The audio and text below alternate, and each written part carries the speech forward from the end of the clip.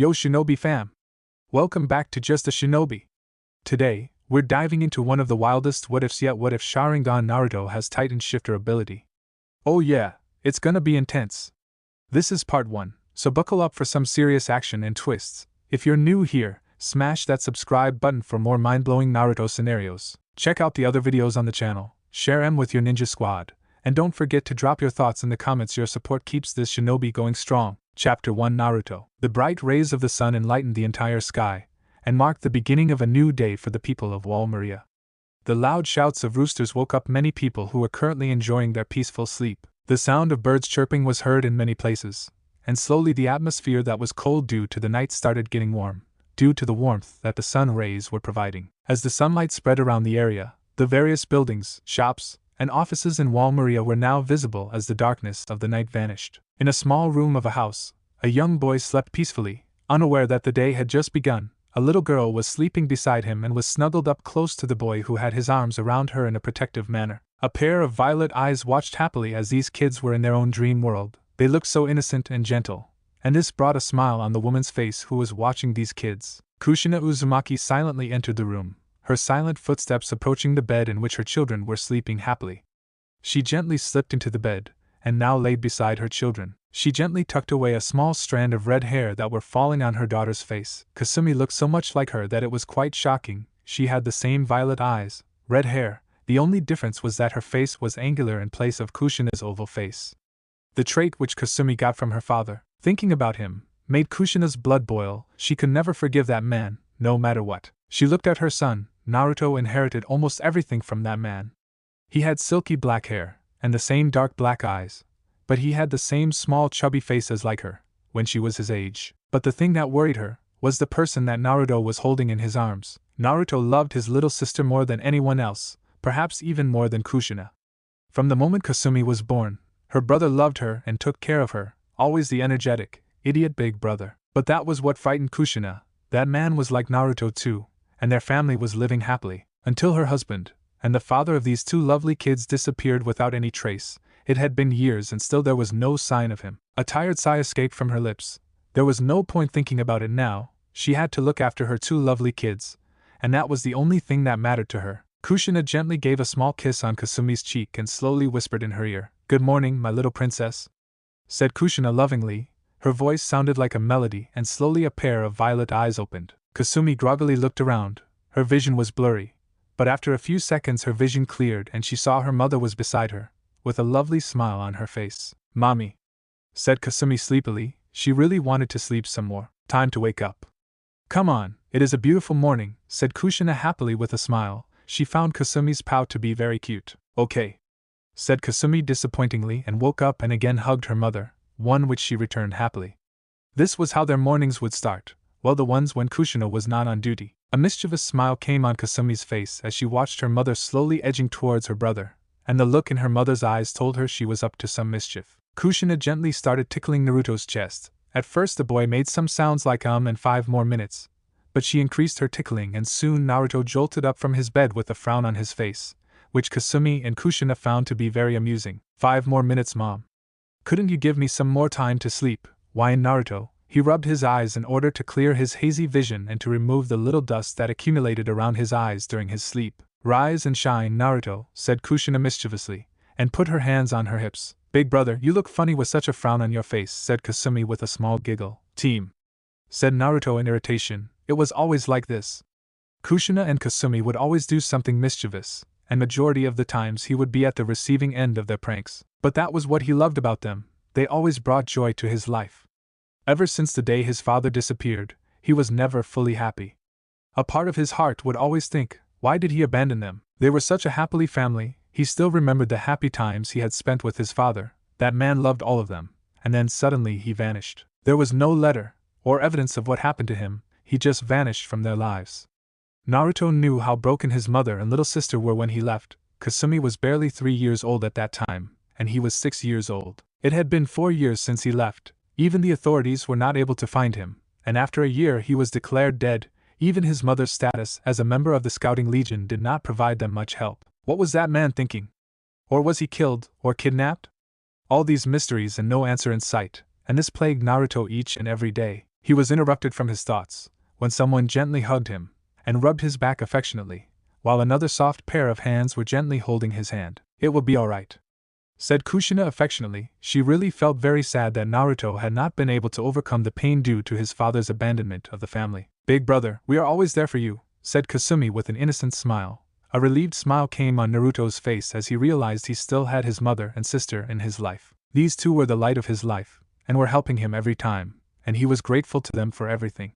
Sometimes, his little sister understood him without even hearing something from him. Just a look in his eyes was enough to make her realize what he was feeling. Naruto gently hugged his mother with help of his left hand, while he affectionately looked at his sister and gently caressed her cheek. "Thank you," said Naruto gratefully, and he truly meant it. Kushina then energetically got up and punched her fist high in the air, and her voice echoed in the entire room. "Who's up for some ramen?" asked Kushina loudly, and the loud hell yes she got from her children and the smiles on their faces was well worth the display which she did. She would not let them down, ever. Oh, the trio were sitting at their breakfast table. Naruto and Kasumi were eating the ramen with large smiles on their innocent faces. Both the siblings really loved this dish. Their mother had said that it was a dish that was taught to her by her mother. Kushina watched her little angels eating their bowl of ramen happily. These were the moments that made her feel alive, and this was what she was fighting for. A better future for her children. She wanted them to have a life beyond the walls. She did not want them to live like caged animals. "So, did you like the ramen?" asked Kushina with a small grin on her face. "Mom, you are the best." "This is awesome," said Naruto energetically. Gone was the insecure boy that both the females had seen in the morning. Kushina sometimes was really amazed by the maturity shown by her 10-year-old son. He really tried to put up a happy-go-lucky idiot attitude. He did it just to make his sister happy. And right now seeing the annoyed tick mark on Kasumi's forehead, due to Naruto's loud yell, made Kushina giggle. "Brother, you are very loud," said Kasumi flatly, and looked at Naruto sternly. Kushina was quite surprised by her daughter's firm personality. She would grow up to be a very strong female, one who knew how to control her big brother. However, the mischievous glint in Naruto's eyes made Kushina realize a prank was already coming their way. Naruto leaned closer to Kasumi and whispered slowly in her right ear, "Kasumi, there is a cockroach on your neck," said Naruto naughtily, and he got what he wanted. In what appeared to be a flash, Kasumi jumped out of her chair and gave a loud squeal and started jumping up and down while constantly shaking her hands frantically in the air. "You really are the prankster of this house," thought an amused Kushina, as Naruto went beside his little sister and put a hand on her shoulder. "Big brother, there is a cockroach, MOM, help me," said Kasumi quickly, but was quite surprised when Naruto gently poked her forehead. Kushina couldn't control it anymore, and was now laughing loudly as her son just made a fool out of her little daughter, albeit playfully. "What?" said Kasumi in shock. She really didn't get what was happening. "You are very loud. Besides, where is the cockroach?" asked Naruto in a naughty voice, and Kasumi looked at her neck and indeed there was nothing there. Her cheeks went bright red with embarrassment and little anger as her brother had just turned the tables against her and made her look like a fool. Naruto. 10 minutes later, finally both the children had settled down, after running all over the house. Well, it was Kasumi following Naruto with a small stick in her hand, while Naruto chuckled on seeing his sister get so flustered. It took Kushina's firm order to get both these kids in line, but still it didn't stop Kasumi from giving her brother a playful bop on the head. "Mean it, Kasumi," said Naruto with a pout. Even he knew what he was doing was stupid for a 10-year-old boy, but if it made Kasumi's life more exciting and happy, then he was ready to act like an idiot all his life. Naruto had seen how broken Kasumi was when their father left them, and since that very moment Naruto had made it his personal mission to never let his little sister feel lonely and sad. "I won't allow any pain and suffering to fall on you," thought Naruto firmly, and Kushina felt really happy as she saw the look in her son's eyes. If something happened to her, then she knew Naruto could take care of Kasumi. He was a very good son and big brother, after all. "Mother, are you going on a mission today?" asked Kasumi curiously. She really was worried about her mother because every time the Scouting Legion came back from a mission, there were more than half of them dead. "Yes, I have a very important mission today," said Kushina honestly. Today she was going on a very important mission. If successful, then the fate of humanity would be changed and they would finally be free from Titans, and she could live happily with her kids. "Why?" asked Naruto roughly. Kushina looked at her son and she saw the anger in his eyes. "It is necessary, Naruto. We have to fight or mankind is doomed," explained Kushina patiently. She knew why Naruto was against this. He really didn't like the Scouting Legion. After all, his father had been a part of it too, and Kushina knew Naruto admired that man, and now he was gone. Naruto felt betrayed, and he just couldn't accept that his father had left him, so as any child would do, he found something to vent out his anger on. Plus, he was really worried about her, and every time they came back he saw many people dead, and the anger and the despair made Naruto dislike the Scouting Legion with each passing day. For a young child like him, it was a pointless quest of venturing out of the walls just to get killed. You will understand one day, Naruto, and I'm sure you will be the voice of our people, thought Kushina with determination. Kushina knew Naruto had a great power in him, just like his father. He just needed a proper direction to direct all of his anger and hatred onto, and she would make sure he would become humanity's defender and help them in their last stand against Titans. Kasumi saw the tension rising and immediately decided to divert the topic in order to avoid an argument. Mother, why do we have to live in these walls? Asked Kasumi quickly. Naruto had once explained to her something about stupid Titans, but let's just say her brother really didn't know how to explain something to young kids. Kushina looked at her daughter with a thoughtful look on her face. Was this the right time to tell Kasumi about the dark truth of their world? But she is smarter than any person her age. I think it is right to tell her, thought Kushina slowly. We have to live in the protection of these walls, because our world is plagued by Titans, started Kushina slowly. She knew it was not a good thing to tell such dark tales to young kids, but this was what the world they were living in. Titans? Asked Kasumi in confusion. Sure, she had heard this word so many times, but she had never seen an actual Titan. Looking at her brother made her realize he must really dislike Titans as much as the Scouting Legion. The fact that he was gripping his hands tightly was a sign he was angry at them. They are a mysterious race of giant humanoid monsters who have plagued our world since eternity, said Kushina sadly. But how is that possible? Where did they come from? And why did we not defeat them? Kasumi asked a lot of questions one after the other, and it was really testing Kushina's patience. Her daughter got very excited when she was about to know some mystery, and she didn't mind explaining it to her, but she just wanted her to ask one question at a time. But kids were always like that. Looking at Naruto, he still had that frown on his face, and his cold black eyes showed he was still displeased that she was going on a mission, but he was also listening to her explanation, even if it was the 5th time hearing it. We don't know much about them. They destroyed entire civilizations and almost the entire humanity. During this destruction, all the records also perished, and those people who knew even a little information about Titans died before they could pass the information. According to legends, there was an ancient war in the past, and the Titans are said to have emerged from that war. But until we have proof, we cannot accept this theory, explained Kushina patiently. But this is the only theory you and our predecessors had. Nothing has changed, Mom. We still live in these walls. Only if the Scouting Legion were not so mad about going outside, Dad wouldn't have left us, said Naruto angrily. Kushina banged her hand on the table. She loved her son, but nobody insulted the Scouting Legion and her comrades. They were fighting for humanity's future. When would Naruto understand? Naruto, stop this nonsense. Your father left because of his own reasons. You cannot blame the Scouting Legion for this, said Kushina harshly. My father was a good man. He would never have left us. It must have been the Scouting Legion who sent him on some stupid mission, and he never returned, said Naruto vehemently. You have no proof of that. Try to understand, we are fighting for humanity's survival. We are fighting for your survival. Until we defeat the Titans, our future is doomed, said Kushina flatly. Kasumi watched as her brother and mother butted heads with each other, but were stubborn and no one was going to admit they were wrong. Our survival is within these walls. If we stay inside, we are safe. These walls have protected us since centuries. Mother, don't risk your life like this.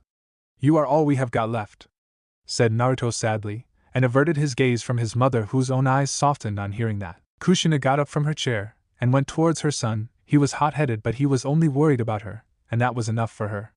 She put a hand on his head and ruffled his silky black hair. I'll always be by your side. No matter where I go, both of you will always be in my hearts, and nothing in the world will change that, said Kushina lovingly. She put 2 fingers on both Naruto and Kasumi's chest respectively in order to emphasize her point, and for a second she saw a look of admiration in Naruto's eyes, and Kasumi was looking at her mother in awe. Mother, how many walls are there? Asked Kasumi curiously. The survivors of the Titan invasion from all over the world were forced to converge towards this place, and a few centuries ago they built these huge walls that has protected us from Titans. There are 3 walls: Wall Maria, where we and most of the common people live; Wall Rose, where the higher class people live; and Wall Sina, where the king of our society lives along with his associates and his own personal army. Wall Sina consists of the rich people and a religious faction that preaches the wall's protection and refers the walls as gods. Pretty stupid, don't you think? Asked Kushina cheerfully. What are these walls made up of? Asked Naruto sharply. He had once seen a Titan and he was terrified that day. To think just a wall was holding hundreds of those monsters was not realistic to him. I don't know, they give me a strange feeling too, said Kushina with a frown. Mother, why did you choose the Scouting Legion? Brother, told me that it is shit in comparison to military police, said Kasumi cluelessly. She had no idea how much trouble she had put Naruto in. The fact that Kasumi just sweared and praised the military police was the final straw. Naruto may be hot-headed, but even he knew these 2 points really pissed her mother, and she grabbed his ear harshly and looked at him sternly. Naruto, if I ever find you teaching your little sister such words, I'll break your bones, said Kushina angrily, and gave a little twist to Naruto's ear. Oh. I got it. Leave my ear, said Naruto in pain, but Kushina looked at him sternly one last time, and then left his ear. What's this I'm hearing about the military police? They are nothing but lazy idiots who don't do their jobs, said Kushina disappointingly. But Big Brother said he wants to join the military police, said Kasumi innocently, and this time Naruto smacked his forehead. Now he had done it, and the murderous look his mother was giving him was making him nervous. Talk, said Kushina firmly. It's true. I want to join the military police, said Naruto truthfully. There was no point in lying now. Stupid Kasumi, are little sisters always this dumb? Thought Naruto with a frown. Why? Asked Kushina flatly. It seemed her son had plans to do the opposite from what she wanted from him. Come on, Mom. If I join the police, we can move to Walsina. I can give all of us a comfortable, rich life. We won't have to worry over a Titan invasion, as we are doing now while living in Wall Maria. The money I will earn will be enough for all us, said Naruto honestly. Why couldn't his mother understand? He too sympathized with other people, but his family came first. I'm disappointed to hear this from you, said Kushina sadly, and Naruto and Kasumi's eyes widened on hearing that. Their mother had never said such a thing before, and this seemed to enrage Naruto even more. Yes, I'm not what you wanted me to be. Is it too bad that I want my family safe, is it, mother? Asked Naruto firmly, and his dark black eyes sent a clear message to Kushina and Kasumi, that Naruto needed a reason. You are right, it is important to protect your family, and I am glad you are so thoughtful about us, said Kushina honestly with a smile. But? Asked Kasumi in confusion, as she had a feeling that her mother was just not done yet. What about other people? Like you, they have mothers too, they have little brothers and sisters. Will you be so selfish and abandon your own kind for your personal gain? Think about all those people who died building these walls. They could have just ran off somewhere, but they didn't, and I'm sure many of them died building it. If all of them had thought like you, then you and I wouldn't even be alive today, said Kushina harshly. Naruto was quite surprised on hearing that. His mother had clearly thrown a very harsh fact right in front of his face. Then what should I do? Asked Naruto in confusion. This brought a smile on Kushina's face, and she looked at both of her children with determination. The only thing you can do is fight or die trying. It is better to die human than living our lives as caged animals, said Kushina firmly, her voice portraying the utmost conviction of her soul. Yes, Mommy. I want to become like you, and protect our people, said Kasumi excitedly, and Kushina ruffled her hair with a proud smile on her face. Now that's my daughter, said Kushina proudly, and now both of the females were looking at Naruto expectantly, which made him leave a tired sigh. Yeah, me too, said Naruto silently. Kushina knew he still was not convinced, but he was getting there. Naruto went towards his room, and after a few minutes he returned after changing his clothes. He was wearing a light blue t-shirt and black pants. Kushina and Kasumi looked at him curiously. Going somewhere? Asked Kushina knowingly. She knew her son had a habit of going for a walk whenever he wanted to think about something. I'll be back in an hour, said Naruto seriously, and left the house, leaving Kushina and Kasumi alone. Kasumi was still staring at the door through which her brother had just left. She loved her brother. He was kind, annoying and caring at the same time, and he never made her feel alone. Mom, said Kasumi hesitantly. Kushina stopped eating her ramen and looked at her daughter curiously. What is it? Asked Kushina intriguingly. He loves you a lot, he is just, said Kasumi slowly, but was stopped when Kushina put a gentle hand on her shoulder. I know, my princess. Your brother, he is different, and I know how he feels. He is right in his own way, as a man has to look after his family.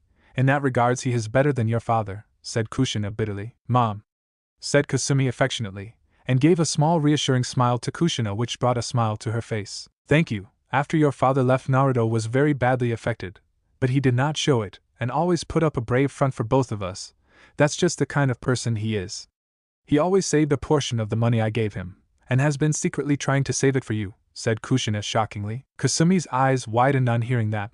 Their mother earned a decent income, but things were getting costlier with each passing day, as the number of people living inside the walls were increasing, and there was no proper supply of goods and services, and the royal family was busy enjoying in their own world. For me?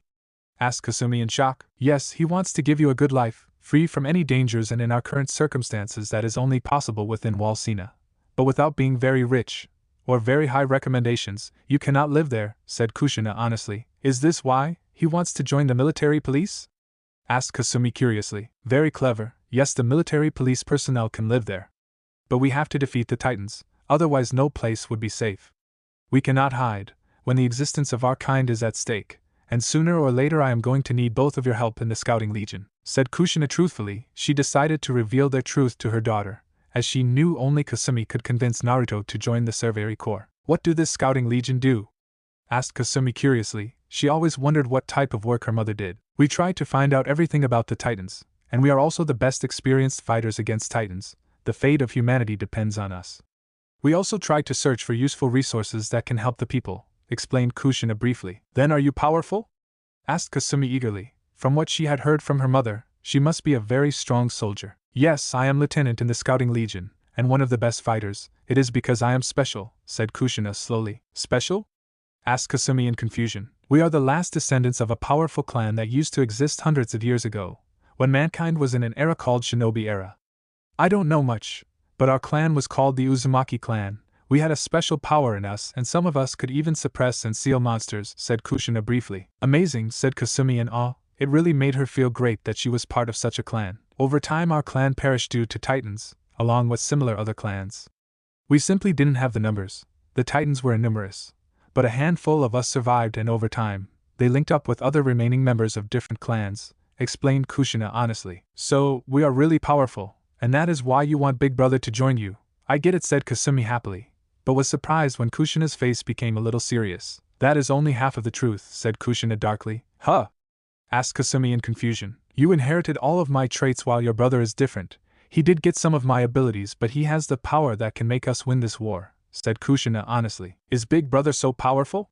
Asked Kasumi in shock. How could her mother say her brother had the ability that can help humanity win their greatest war? Kushina bit her lip. This was a very dark fact of her life. The fate of humanity was depending on her son, and he didn't even know it. He was so young, and it was very hard for her to place such a big responsibility on him. But the truth was that was her son's destiny. From the day Naruto was born, his fate was decided. He was the only hope they had, because Naruto is the last descendant of the most powerful clan of our world. Chapter 2 Agony. The Scouting Legion, or more popularly known as the Survey Corps among the common people. It had been 100 years since the formation of the Survey Corps. They were the strongest warriors of humanity, and were the only hope mankind had against the Titan army. Over the years, the Survey Corps made dangerous expeditions, most of them being suicidal, which led to death of almost all of their soldiers. The average life of a soldier in the Survey Corps was 3 years. Some perished as soon as they joined the Legion, while others sacrificed themselves for humanity in order to gain any information about the Titans that would help in the survival of mankind. It was due to the Survey Corps that mankind was able to discover some important facts about the Titans. Titans were monsters that had no purpose other than devouring humans. The fact that they never harmed other wild animals was a proof of their interest in humanity only. Titans also never had any need to eat humans, as they had survived for a few centuries without eating humans, as they had built the walls, well, except for the brave soldiers who ventured out of the walls to defeat the Titans. Such information did not come without a price, and the Survey Corps lost hundreds of soldiers in gaining this information. But that was the motto of the Corps. Fight for the greater good, and lay down everything, your body, your soul, your friends, your family, and every feeling in your heart for humanity's survival. They were soldiers, nothing more, nothing less. Victory and glory would be theirs. In order to fulfill this motto, right now an important meeting was about to begin, one that would be the stepping stone in changing mankind's fate. A blonde-haired man sat in the center of a small room. His hair were neatly done, and his face had a stern look. His veteran eyes showed his resolve as well as the sacrifices he made for humanity. Owen Smith had been in the Legion for a long time. His entire life he had searched for answers. The only goal he had in life was to find a way to defeat the Titans and free humanity from enslavement in these walls. In his quest he had lost a lot of friends, loved ones, and comrades, but everything was worth it, if it meant humanity could be free. Today he had received an information that could change everyone's future, and right now he was looking at the faces of some of his most trusted soldiers. Specifically, he was looking at Kushina Uzumaki. That woman was one of the best soldiers the Legion ever had. Her abilities were flawless, but more than that, she had a resolve to never give up. No matter what pain came on her, she fought back, and she shared the same dream as Owen, and that was to exterminate all the Titans from the world. Around Kushina were Zack, Andrea, Timmy, and Alex. This was Team 4, the best team in the Scouting Legion after Captain Levi's squad, and right now they were going to embark on a dangerous mission. What's the situation, Commander Owen? asked Kushina respectfully. Her tone was flat, but her eyes had a fire in them that every soldier in the Legion had. Owen closed his eyes and took a deep breath. If this plan worked, then it would open up a lot of mysteries. But if it failed, then he would lose one of his best teams. All our lives we have searched for answers to defeat Titans, and now we may have found one, said Owen slowly, and the eager looks on the faces of his men showed him that they would volunteer for the mission, if it meant saving humanity. Did we receive any information from Squad 7, Commander? Asked Kushina curiously. As far as she knew, recently a small team from the Legion had ventured out of the walls. She had no clue about their mission, but it had been days since any one of them made back. They were annihilated by Titans, said Owen sadly. No matter the reasons, he knew every soldier that died was his responsibility. All the members of Squad 4 had disheartened looks on their faces. They were losing comrades really fast. And they were not getting much recruits with each passing year. No one wanted to join the Legion these days. They felt they were safe inside the walls forever. What a joke. But they discovered a hideout, which we believe could be the place where the Titans could have originated from, said Owen darkly. What? Asked Zack in shock. This was a huge discovery. Owen didn't miss the slight scowl on Andrea's face. What was the young girl up to? Andrea Samos, a 17-year-old blonde girl. She was average-looking and had an introverted personality. But her skills were flawless, and she had graduated among the top 3 of her batch. The interesting thing was that everyone from the top 10 had joined the military police, but not Andrea. She had voluntarily joined the Scouting Legion, but from her personality and her records something was always fishy. But Owen couldn't find anything against her, and he needed skilled soldiers like Andrea, so he had decided to just keep an eye on her. So far, she had not done anything worthy of treason. Something wrong, Andrea? Asked Owen sharply, and his eyes bore into the blonde-haired girl's eyes. Nothing at all. It's a shame we lost another team to Titans, said Andrea stoically. She didn't even flinch at Owen's gaze. It was as if she had no feelings. Owen narrowed his gaze at the girl. He had nothing against the girl, she just gave him the creeps. He decided to let it go for now. What do you need from us? Asked Alex strictly. He was a soldier who never wasted time in chats. If they had to do something, then they better do it. Owen took out a small map from his drawer and brought the lamp more closer to his desk. The team was now standing in front of Owen's table and were looking at the map quite seriously. Team 7's second last report came from Sector 49, which is approximately 10 miles away from here. Their mission was classified, so I cannot tell you what they were doing, said Owen in a firm tone, and this meant that the soldiers were on a need-to-know basis. When Owen received affirmative nods from his subordinates, he decided to continue his explanation and pointed a pencil on a small portion of the map. They were encountering the Titans when those monsters started retreating. Instead of falling back to the walls, Team 7 took a risk and followed the Titans discreetly, and their last report was from Sector 31, which is 50 clicks away from Sector 49. We never received any further communication from them, and it is safe to assume they are all dead by now, said Owen stoically. They may be alive. How can you say that? Said Timmy in protest. How could their commander just throw away his soldiers? It has been 1 month since we lost contact. And you know what that means, said Owen harshly. Everyone just gave tired sighs. Team 7 was now officially dead. No one could survive without food and water in Titan territory for a month. Now the only question remained was, what did the commander need from them? You want us to go in and find out the secrets of that place, don't you? Asked Kushina seriously. Somehow she knew there was a dark secret in Sector 31. Owen looked at his lieutenant for a moment. He did not want to lose her, but at the same time she was the only person who was skilled enough to sneak in and get the job done. Humanity was desperate, and with every failure of Scouting Legion, the royal house and government were thinking of dissolving them. He needed something to convince the leaders that the Scouting Legion was necessary for humanity, and they were making breakthroughs. Kushina, this is a Black Ops mission. Recently, we have lost many men and have costed the government quite a fortune with no results. They have ceased our operations for 2 months. Until that time is over, I am sure that the secret that is in Sector 31 would vanish. It could be our biggest key against Titans. If you do this, then you and your team are on your own during the mission, said Erwin honestly. But that's suicide and treason, said Andrea sternly. What was up with her? Sacrifice is required if humanity wants to win. We may be known as traitors today, but if we succeed, then our race would remember us as heroes. The stakes are too high. I'm in, Commander, said Alex immediately. His friends had been killed by Titans, and he was going to make sure those bastards pay for that. What if the report was wrong? What if all of this is a lie? You want us to go behind enemy lines with slim to no intel and any support, said Timmy with a frown. He was ready to sacrifice himself, but he needed a strong purpose. Commander, are you sure that intel was not false? Asked Kushina seriously. A part of her heart was telling her to go and change the fate of the world, but another part of her heart was scared for her children. What would happen to them if she died. I know, Lieutenant Marcus's handwriting, and he wouldn't waste his life trying to write a false report with his blood," said Owen seriously. Kushina looked at her team. Alex was already ready for this Black Ops mission. Timmy looked at the map for a few more seconds, and Kushina could see a lot of sweat was on his forehead. She couldn't blame him. This mission was dangerous. Andrea just gave a nod indicating she was in, and Timmy nodded after a few moments. Now the only one remaining was Zack. "Are we really doing this?" asked Zack doubtfully. He just didn't know what was right and what was wrong. Kushina put a hand on the young boy's shoulders. He was barely 20 and had a bright future. She could understand how difficult it must be for him, but this was necessary. "I share your fears and doubts. And I know what we are about to do is extremely dangerous, but for the sake of mankind we must do this. Our people are losing hope, and it won't be long before the Titans break in. I don't want my kids to live as caged birds, either do any of us, so fight by my side and we will succeed," assured Kushina gently, and Zack saw the determination in her eyes. "As long as she is with us, we have hope," thought Zack seriously, and the fear in his eyes disappeared. Entire Team 4 now stood in front of Erwin with a firm look on their faces, no doubts, no hesitation.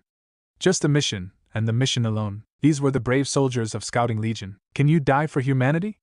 asked Owen honestly, and he looked at each of his men with a firm gaze. "We just want to win and kick the Titans back to hell," said Kushina loudly, and Owen smirked on hearing that. She sure was a good leader. "This is a true salute. I'm proud to have soldiers like you," said Owen proudly, and gave a firm salute to his men. All of them had the same look in their eyes, and their feelings were clear. "We will win, Naruto. Kasumi, I will create a world where you can live without any fear," thought Kushina firmly. Naruto walked in the streets of Wall Maria. A lot of thoughts were going through his mind.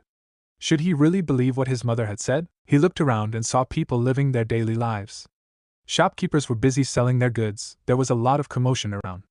Children were playing games in a corner, and this made him a little sad. Naruto didn't know why, but people stayed away from his family, and it irritated him a lot.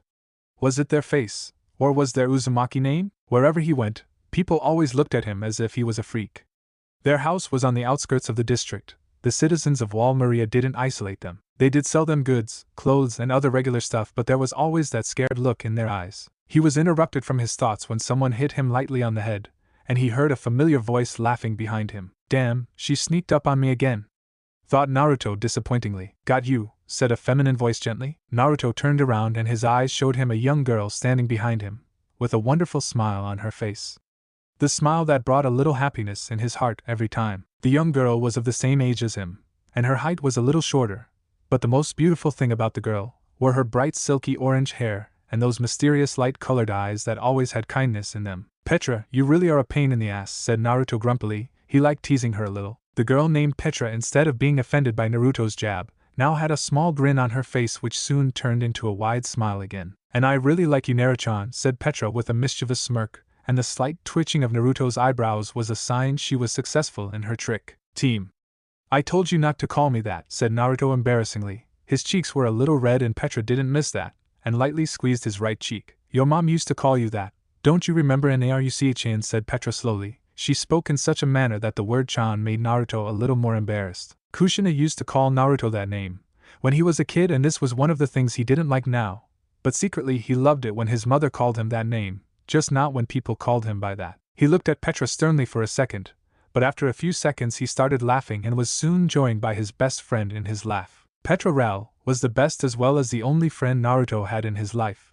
He still remembered the day when he had met her. Flashback a few years ago, a young girl ran through the dark alleys of Wall Maria. She was scared, nervous, and tired at the same time. She was running as fast as her little legs could take her. The fear of being alone was evident on her face, and the footsteps behind her were nearing with every passing second. This was just another regular day for Petra. She had just gone to the market with her father to buy some things, when she had got lost in the crowd. A man had offered her his help, and she was really grateful to him, but that gratefulness turned into fear when that same man had tried to sell her off to slavers. She had heard stories about the crimes increasing in Wall Maria. Drug dealers, kidnappers, murderers were on the loose.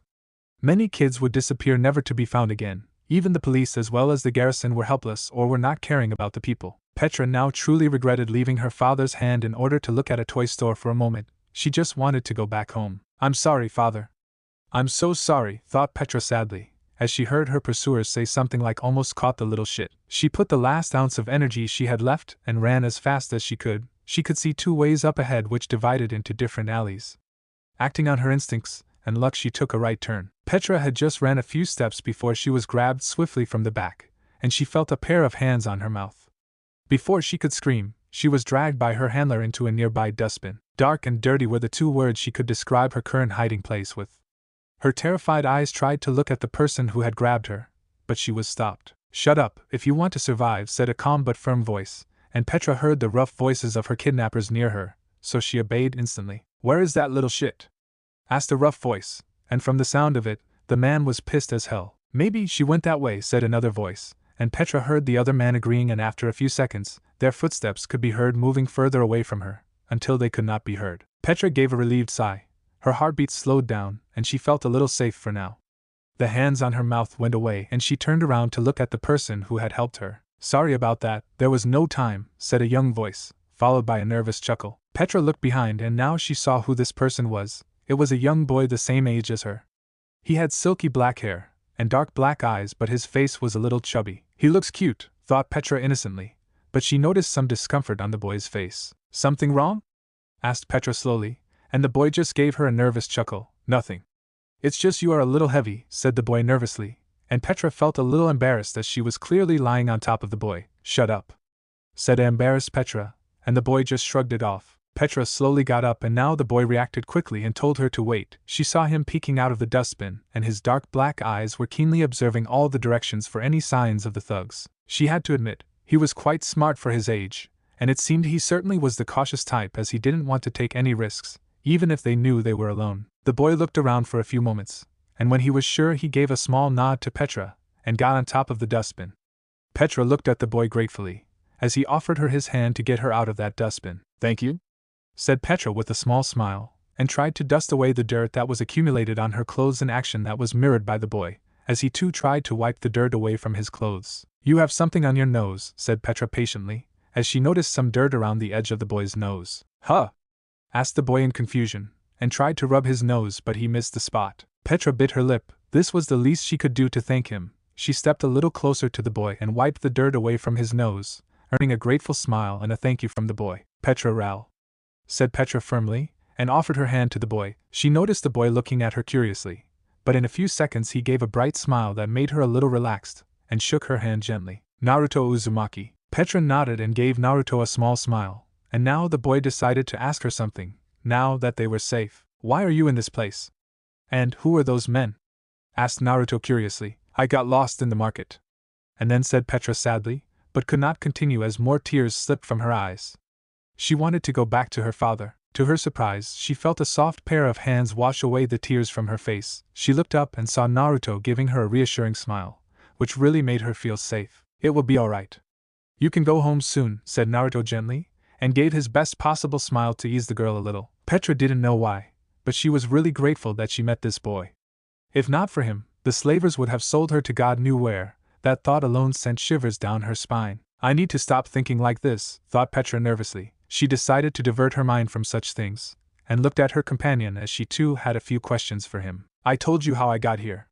But how did you end up in such a place?"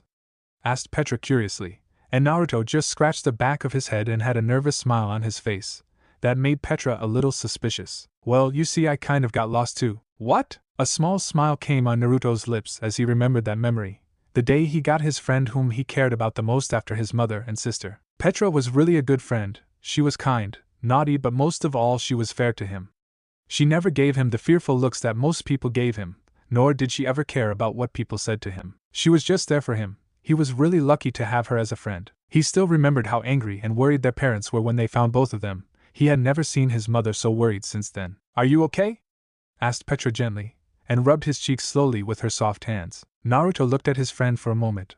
Her eyes showed she was worried about him, and maybe it would help if he discussed his problem with her. "Well, I am confused," said Naruto with a frown. He was really torn between accepting his mother's beliefs or following his own. "Let's sit near the lake, and you can tell me about it," said Petra cheerfully. "It's fine." "You don't have to worry," said Naruto quickly. Was it right to talk about his family problems with her? He just didn't know what to do. "Dumbass, you would send yourself to an early grave without me. And besides, what are friends for?" said Petra seriously, and Naruto saw the look in her eyes, and whatever argument he had died in his throat. "Fine," said Naruto grumpily, and walked ahead of Petra. He was sure she had not seen the grateful smile on his face. But Petra had seen Naruto's smile, and giggled a little on her friend's antics. He really was a silly boy, and she was a kind girl. This was their friendship. Naruto and Petra were sitting on the banks of a small lake, watching the kids playing in the water, while some men tried to catch some fish from the water. "So, that's how it is," said Petra slowly. She now knew what was troubling her best friend. "I just want to protect them, that is the only thing I want," said Naruto firmly, and Petra noticed how tightly he had gripped the edge of their seat. "Your mother is right, Naruto," said Petra seriously, and she noticed the anger and slight betrayal in Naruto's eyes. "But," said Naruto in protest, and this time his voice was a little loud as some people gave both of them irritated looks. "Keep it low, Chibi!" scolded Petra, and Naruto bonked her on the head. "You are even more short than me," said Naruto irritatingly, and Petra was right in front of his face with a scary look on her face. "Naruto," said Petra murderously, and Naruto just glared back more defiantly. He was not losing. Finally Petra gave a tired sigh and grabbed him in a headlock. "I am not saying you are wrong. It is good that you want to protect them, but it is our duty to protect our people. You should think about joining the Scouting Legion. Maybe we can free our world from Titans, then you won't have to worry about your family's safety," explained Petra briefly. She was quite surprised when she didn't receive any reply from Naruto. She looked to her side and saw Naruto's face had turned blue and he had a nervous smile on his face. "Team, leave my neck," said Naruto slowly, and Petra quickly released him from the headlock. "I'm sorry. Are you okay?" asked Petra worriedly. She was muttering stupid over and over in her head. How could she not realize he was not comfortable? "It's alright. I didn't know you had strong hands," said Naruto jokingly, and this time Petra's eyebrows twitched. "What did you say?" asked Petra sternly, and immediately Naruto waved his hands in front of her. "Nothing. I meant you are strong," said Naruto instantly, and Petra's scary face was replaced by a wide smile. "Women are so damn confusing," thought Naruto tiredly. He could never understand the females in his life. One was a hothead, while the other two were kind as well as annoying at the same time. But their temper was a thing to be wary of, and Naruto never wanted to be on the receiving end of that. "You want to join the Legion?" asked Naruto skeptically, and threw a small rock in the lake. "The way we think is different. But we have the same goal," said Petra mysteriously, and Naruto looked at his friend with a curious gaze. "I just want to protect my dad, so that I can spend my life with him peacefully. Until we fight back against the Titans, we are not safe. If the walls fall, no one would be safe. It is better to fight for our people than live our lives as cowards," said Petra with determination. Naruto was quite impressed with her dream. She had a goal just like him. And she was maybe right in her own way. "The way we think is different, but I still don't want you to join the Legion," said Naruto harshly. "Why?" asked Petra curiously, and Naruto averted his gaze from her curious eyes. He did not want to admit it, that he was worried about her. If he told her that, she would just laugh it off and call him silly. Petra waited for an answer, but when she did not receive one, she edged a little closer to her friend and grasped his hand gently. "If you really care about your family, and want to keep them safe, fight against the Titans, and exterminate them," said Petra firmly, and Naruto just nodded. His thoughts had become a little more clear, and he could understand his mother a little more, and why she was fighting. Safety is just an illusion, and illusions are always deceptive. Petra couldn't feel any emotions coming from Naruto. It was as if he was dead. "This can't be happening," said a terrified Naruto, and he didn't even realize the tears flowing from his eyes. "Big brother, we are always there for you." His little sister's words still rang in his mind, all the memories, all their moments. He felt a hole in his heart, and his eyes looked at the body of his deceased sister. Kasumi was dead. Dead, dead, dead. "No!"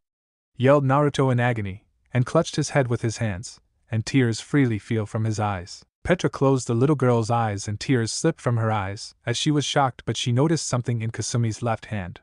Petra took the small piece of paper from Kasumi's hand, and opened it. "Titans." The word that was a curse to humanity was written on the paper, and it was written in blood. "Titans," said a shocked Petra, but she was further shocked when a strong force blew her a few feet away. She hazily looked up and saw Naruto's entire body was wrapped in blue flames, blood was leaking from his hands.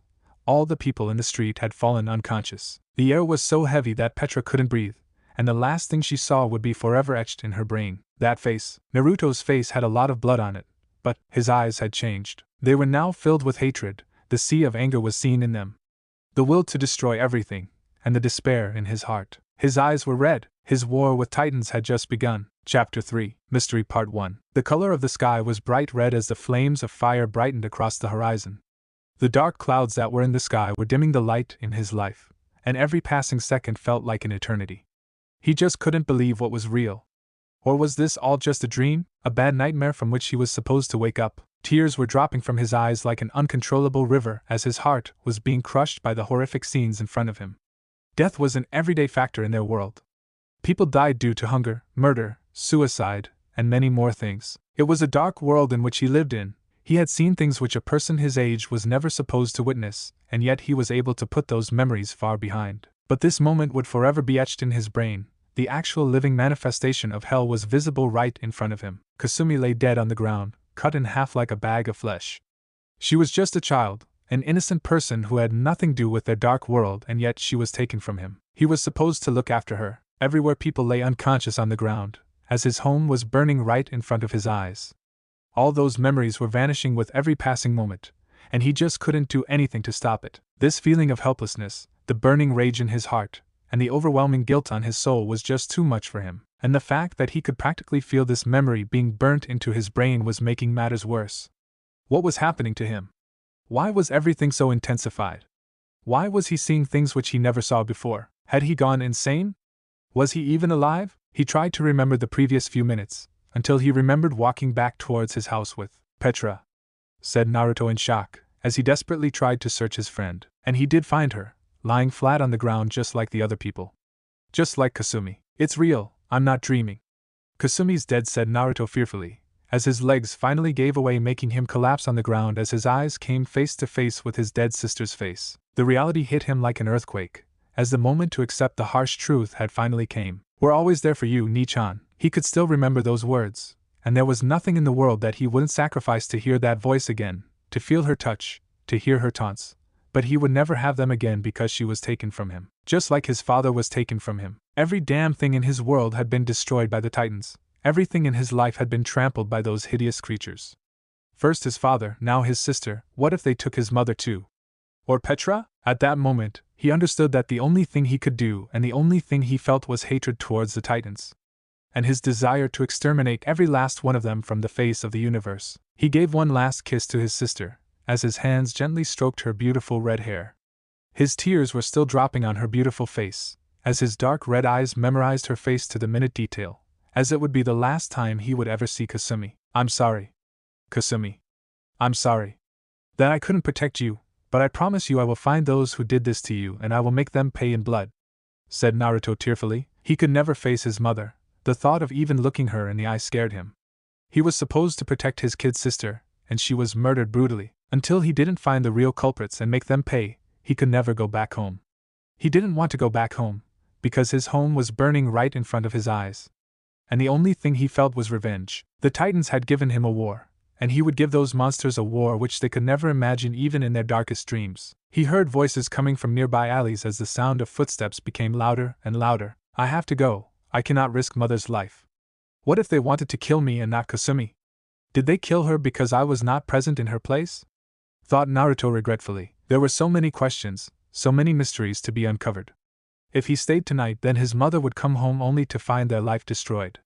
She deserved better. Kasumi deserved better. If the Titans could kill someone within the walls, then they were already inside, and if no one could see them, then it only meant either they were good at hiding or they were walking among them as normal humans. And there was only one place that could probably hold some clues about what happened with his sister, and it was right in front of his eyes. Without waiting for another second, he charged straight towards his burning home and ran clean through the destroyed mess. The air was so hot that his skin had started to burn. His feet felt on fire despite wearing boots. There was just too much smoke, but he didn't back down and kept on moving towards Kasumi's room. The wooden floor was practically falling apart, and he doubted it would even be able to last another few minutes. As he stepped towards the stairs that went up to their combined room, he saw something in the smoke. He could hazily see something standing on the stairs, and strangely he could see the object/thing/whatever it was glowing brightly with some weird blue energy. It was almost like a system. Shit. He cursed loudly when huge explosions occurred inside the house, and his eyes widened in horror when a torrent of flames headed straight towards him. Snap! The wooden floor shattered to pieces as he started falling down towards the ground, and at that moment he realized this was it. But the only thing he wanted to do, his last wish, was to get justice for his sister. A few moments passed, but he didn't feel any pain. As he slowly opened his eyes, only to find himself being held in a woman's arms. She was wearing the same uniform of the Survey Corps that his mother Kushina used to wear. Her face was covered by a dark black face mask, but he didn't miss her beautiful golden blonde hair and hazel eyes that were looking at him worriedly. "Are you okay?" asked the girl worriedly. He saw they were standing near the rear entrance of the house, and he was shocked with her speed. A moment ago, he was going to die, and now he was near the rear gate of his home in a girl's arms. As his vision cleared, he could see her clothes were torn off from many places and she was equipped with her 3D gear, indicating she had just returned from a mission, albeit a bit hastily. "Who are you?" asked Naruto curiously, and he noticed the panic in the young girl's eyes as the voices of people neared their position. "There's no time, you need to get away from here. They are coming for you," said the girl quickly, as she spotted policemen nearing the entrance of the house. "What is going on? Who attacked my sister?" asked Naruto angrily, as he quickly got out of her grasp and landed flat on the ground. "This scroll will answer some of the questions you have, Naruto. You need to get out of here. They will kill you," warned the girl seriously, as he got frustrated. "Who will kill me? What are you talking about?" asked Naruto angrily, but his questions went unanswered as the girl performed a set of hand signs before slamming her finger on his forehead. "I want you to run away and never come back to this place. Leave your friends, your family, and go into hiding. Read this scroll and find her," said the girl seriously. Strangely, Naruto gave her a firm nod as he started running away from his home. But his eyes were still fixed on the young blonde girl who gave him one last smile before heading into the house as one giant explosion took place and destroyed the entire place. Who was she? And why did she save him? He could probably never find the answer, as the girl was now probably dead. He didn't know why he was running away. It was as if something was compelling him to do so. Did the girl do some mind trick on him? Suddenly he realized she had given something to him. His eyes shifted towards the small scroll in his hand. "What is this?" asked Naruto out loud, but more than that, he was scared. He had no idea what was going on. His home was destroyed, Kasumi was killed, and someone just told him never to come home again because someone was trying to kill him. He was just a normal kid. Hell, their family didn't even have any significant amount of money. TCH, I don't have time for any more theories. The boy's still out there, and I'm going to get him back. Unlike you, I keep my promises, said Levi furiously. He has not contacted us in years, Levi. What makes you think he will do it now? Asked Owen curiously, as Levi started walking out of the door. Because I know my brother better than you. With Naruto, he idly sat in a dark alley. It had been 3 days since that nightmare, and he could still not forget it. The past 3 days had been the most toughest days of his life, running from criminals and slavers. Eating from the garbage just to survive, deprived of any sleep due to fear of being killed had only worsened his condition. His clothes were torn and his face was covered in dirt. I can't do it. I just can't do it anymore, said Naruto tiredly. He could still not believe that Kasumi was gone, just like that. Why did someone kill her so brutally? She was just a stupid Uzumaki like him. It was true that most people were not friendly to their family, but they didn't do any harm either, until now. And who was that blonde girl? She was from the Scouting Legion, but he hardly knew anything about her. His eyes shifted towards the scroll in his hand. For the past 3 days he had contemplated about opening it. But he just couldn't do it. A part of his soul was desperate for answers, while his other half just wanted to be left alone. What is in this scroll? Chapter 4, Mystery Part 2. Few days later, in the dark alleys of Zinganshina district, a person could be seen standing. His clothes were torn from various places, dirt could be clearly seen on his face and on his silky dark black hair.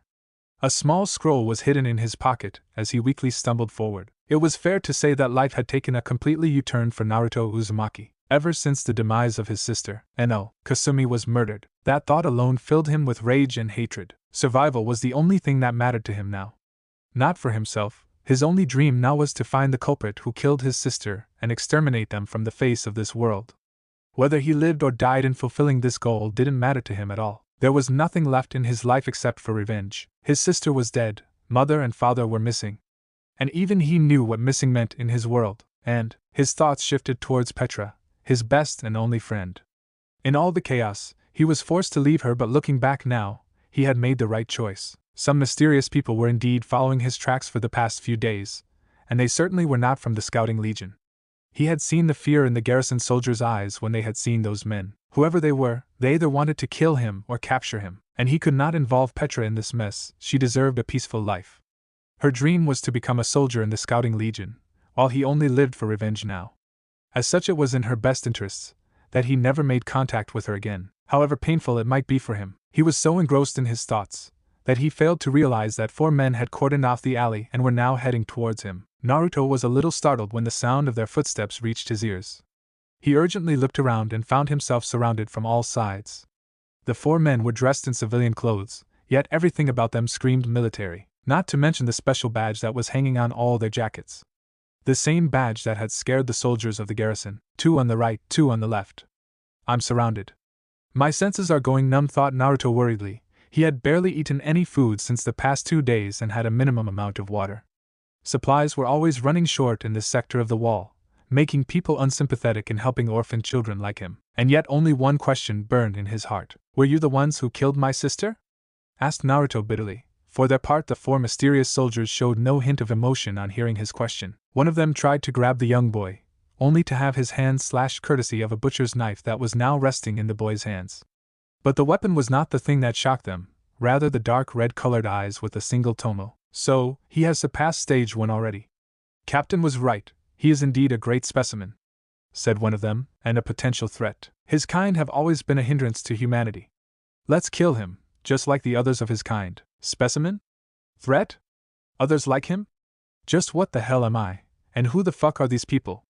Thought Naruto angrily. So many questions were racing through his heart, but they were suddenly halted when one of them raised his hand, silencing the other 3. Our orders are to capture him. Surrender, boy, and you'll live, warned a tall brown-haired man, his dark green eyes looking at him with hatred. But the man was shocked when in a flash Naruto buried his knife deep inside one of the soldiers' heart, as blood flew freely in the air. Immediately the other 2 grabbed him roughly, as the stabbed man fell flat on the ground with his lifeless eyes staring at the leader of the squad. The leader roughly grabbed Naruto's throat, before delivering a powerful punch to his gut, making the boy scream in pain. Once, twice, thrice. Punches after punches were rained down on him, his chest and stomach becoming more and more bruised with each passing second. Yet there was no remorse in his eyes. He had taken a person's life, and yet he felt nothing. Fed up of all the questions, the rage, a powerful wave of energy was released from his body which blew his attackers a few meters away. He saw the leader taking out his rifle, and instantly jumped towards him. Showers of blood erupted in the dark alley as Naruto repeatedly stabbed his butcher knife inside the man's head. Even after he collapsed on the ground, the boy just continued to stab the man again and again. The remaining 2 soldiers could only watch as the young boy eliminated their leader. One moment he was standing and the next he was on top of their leader. And now he had killed the man in his mad rage. Kill this little shit, Chidori! A sharp sound of birds chirping flooded the alley, and the next second 2 bodies fell flat on the ground. Naruto, who was previously engrossed in butchering his opponent, was startled when he saw the last 2 soldiers falling down on the ground, with a fucking hole in their chest. His gaze shifted towards the person. The first thing he noticed was the person was not a man but a boy. Dressed in a dark green t-shirt and black pants, his face was covered by a dark black-colored mask. He had spiky sliver-colored hair and dark-colored eyes. Oh, are you gonna stay there? Others are on their way, suggested the 12-year-old boy. The boy watched curiously as Naruto removed his knife from the dead soldier's corpse, placed it back in his pouch, and started walking away. You'll be killed or captured like the other members of your family, warned the young boy, and was relieved when Naruto stopped walking. However, Kakashi was a little startled when Naruto gave him a soul-terrifying glare, with his blood-covered face making him look more dangerous. You know nothing, said Naruto, his fists clenching tightly. If you want to live, come with me. You're tough, but outnumbered. Come with me, there are others like us. A place where you can be safe, explained Kakashi patiently, and smiled when he saw Naruto understanding the situation. What do you want from me? And how can I even trust you? Asked Naruto seriously, and looked Kakashi straight in the eye. What I want is our survival, and I just saved your life. Better than the Ultra Forces who are hell-bent on killing you, said Kakashi flatly, and was a little surprised when Naruto seemed shocked on hearing this new information. So, he doesn't even know they are hunting us. All of us. Seems like a rookie, thought Kakashi curiously. After what seemed like a minute, Kakashi sighed tiredly and stepped beside the nervous boy while extending his hand to him. Kakashi Hatake. For a moment, Naruto didn't react and just stared at the offered hand. He saw the boy giving him a friendly smile, but Naruto could not dismiss the fact that despite being a little older, this boy had single-handedly killed 2 soldiers. His ears also picked up the sounds of incoming enemy forces.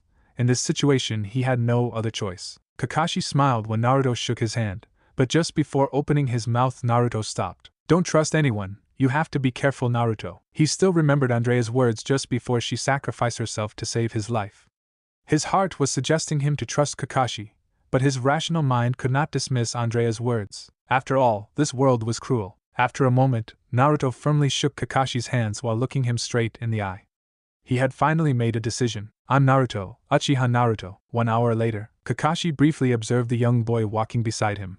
Throughout their journey to the safe house, Naruto had never tried to start a conversation. Instead, his eyes were keenly focused on his surroundings, hands resting closely to his knife.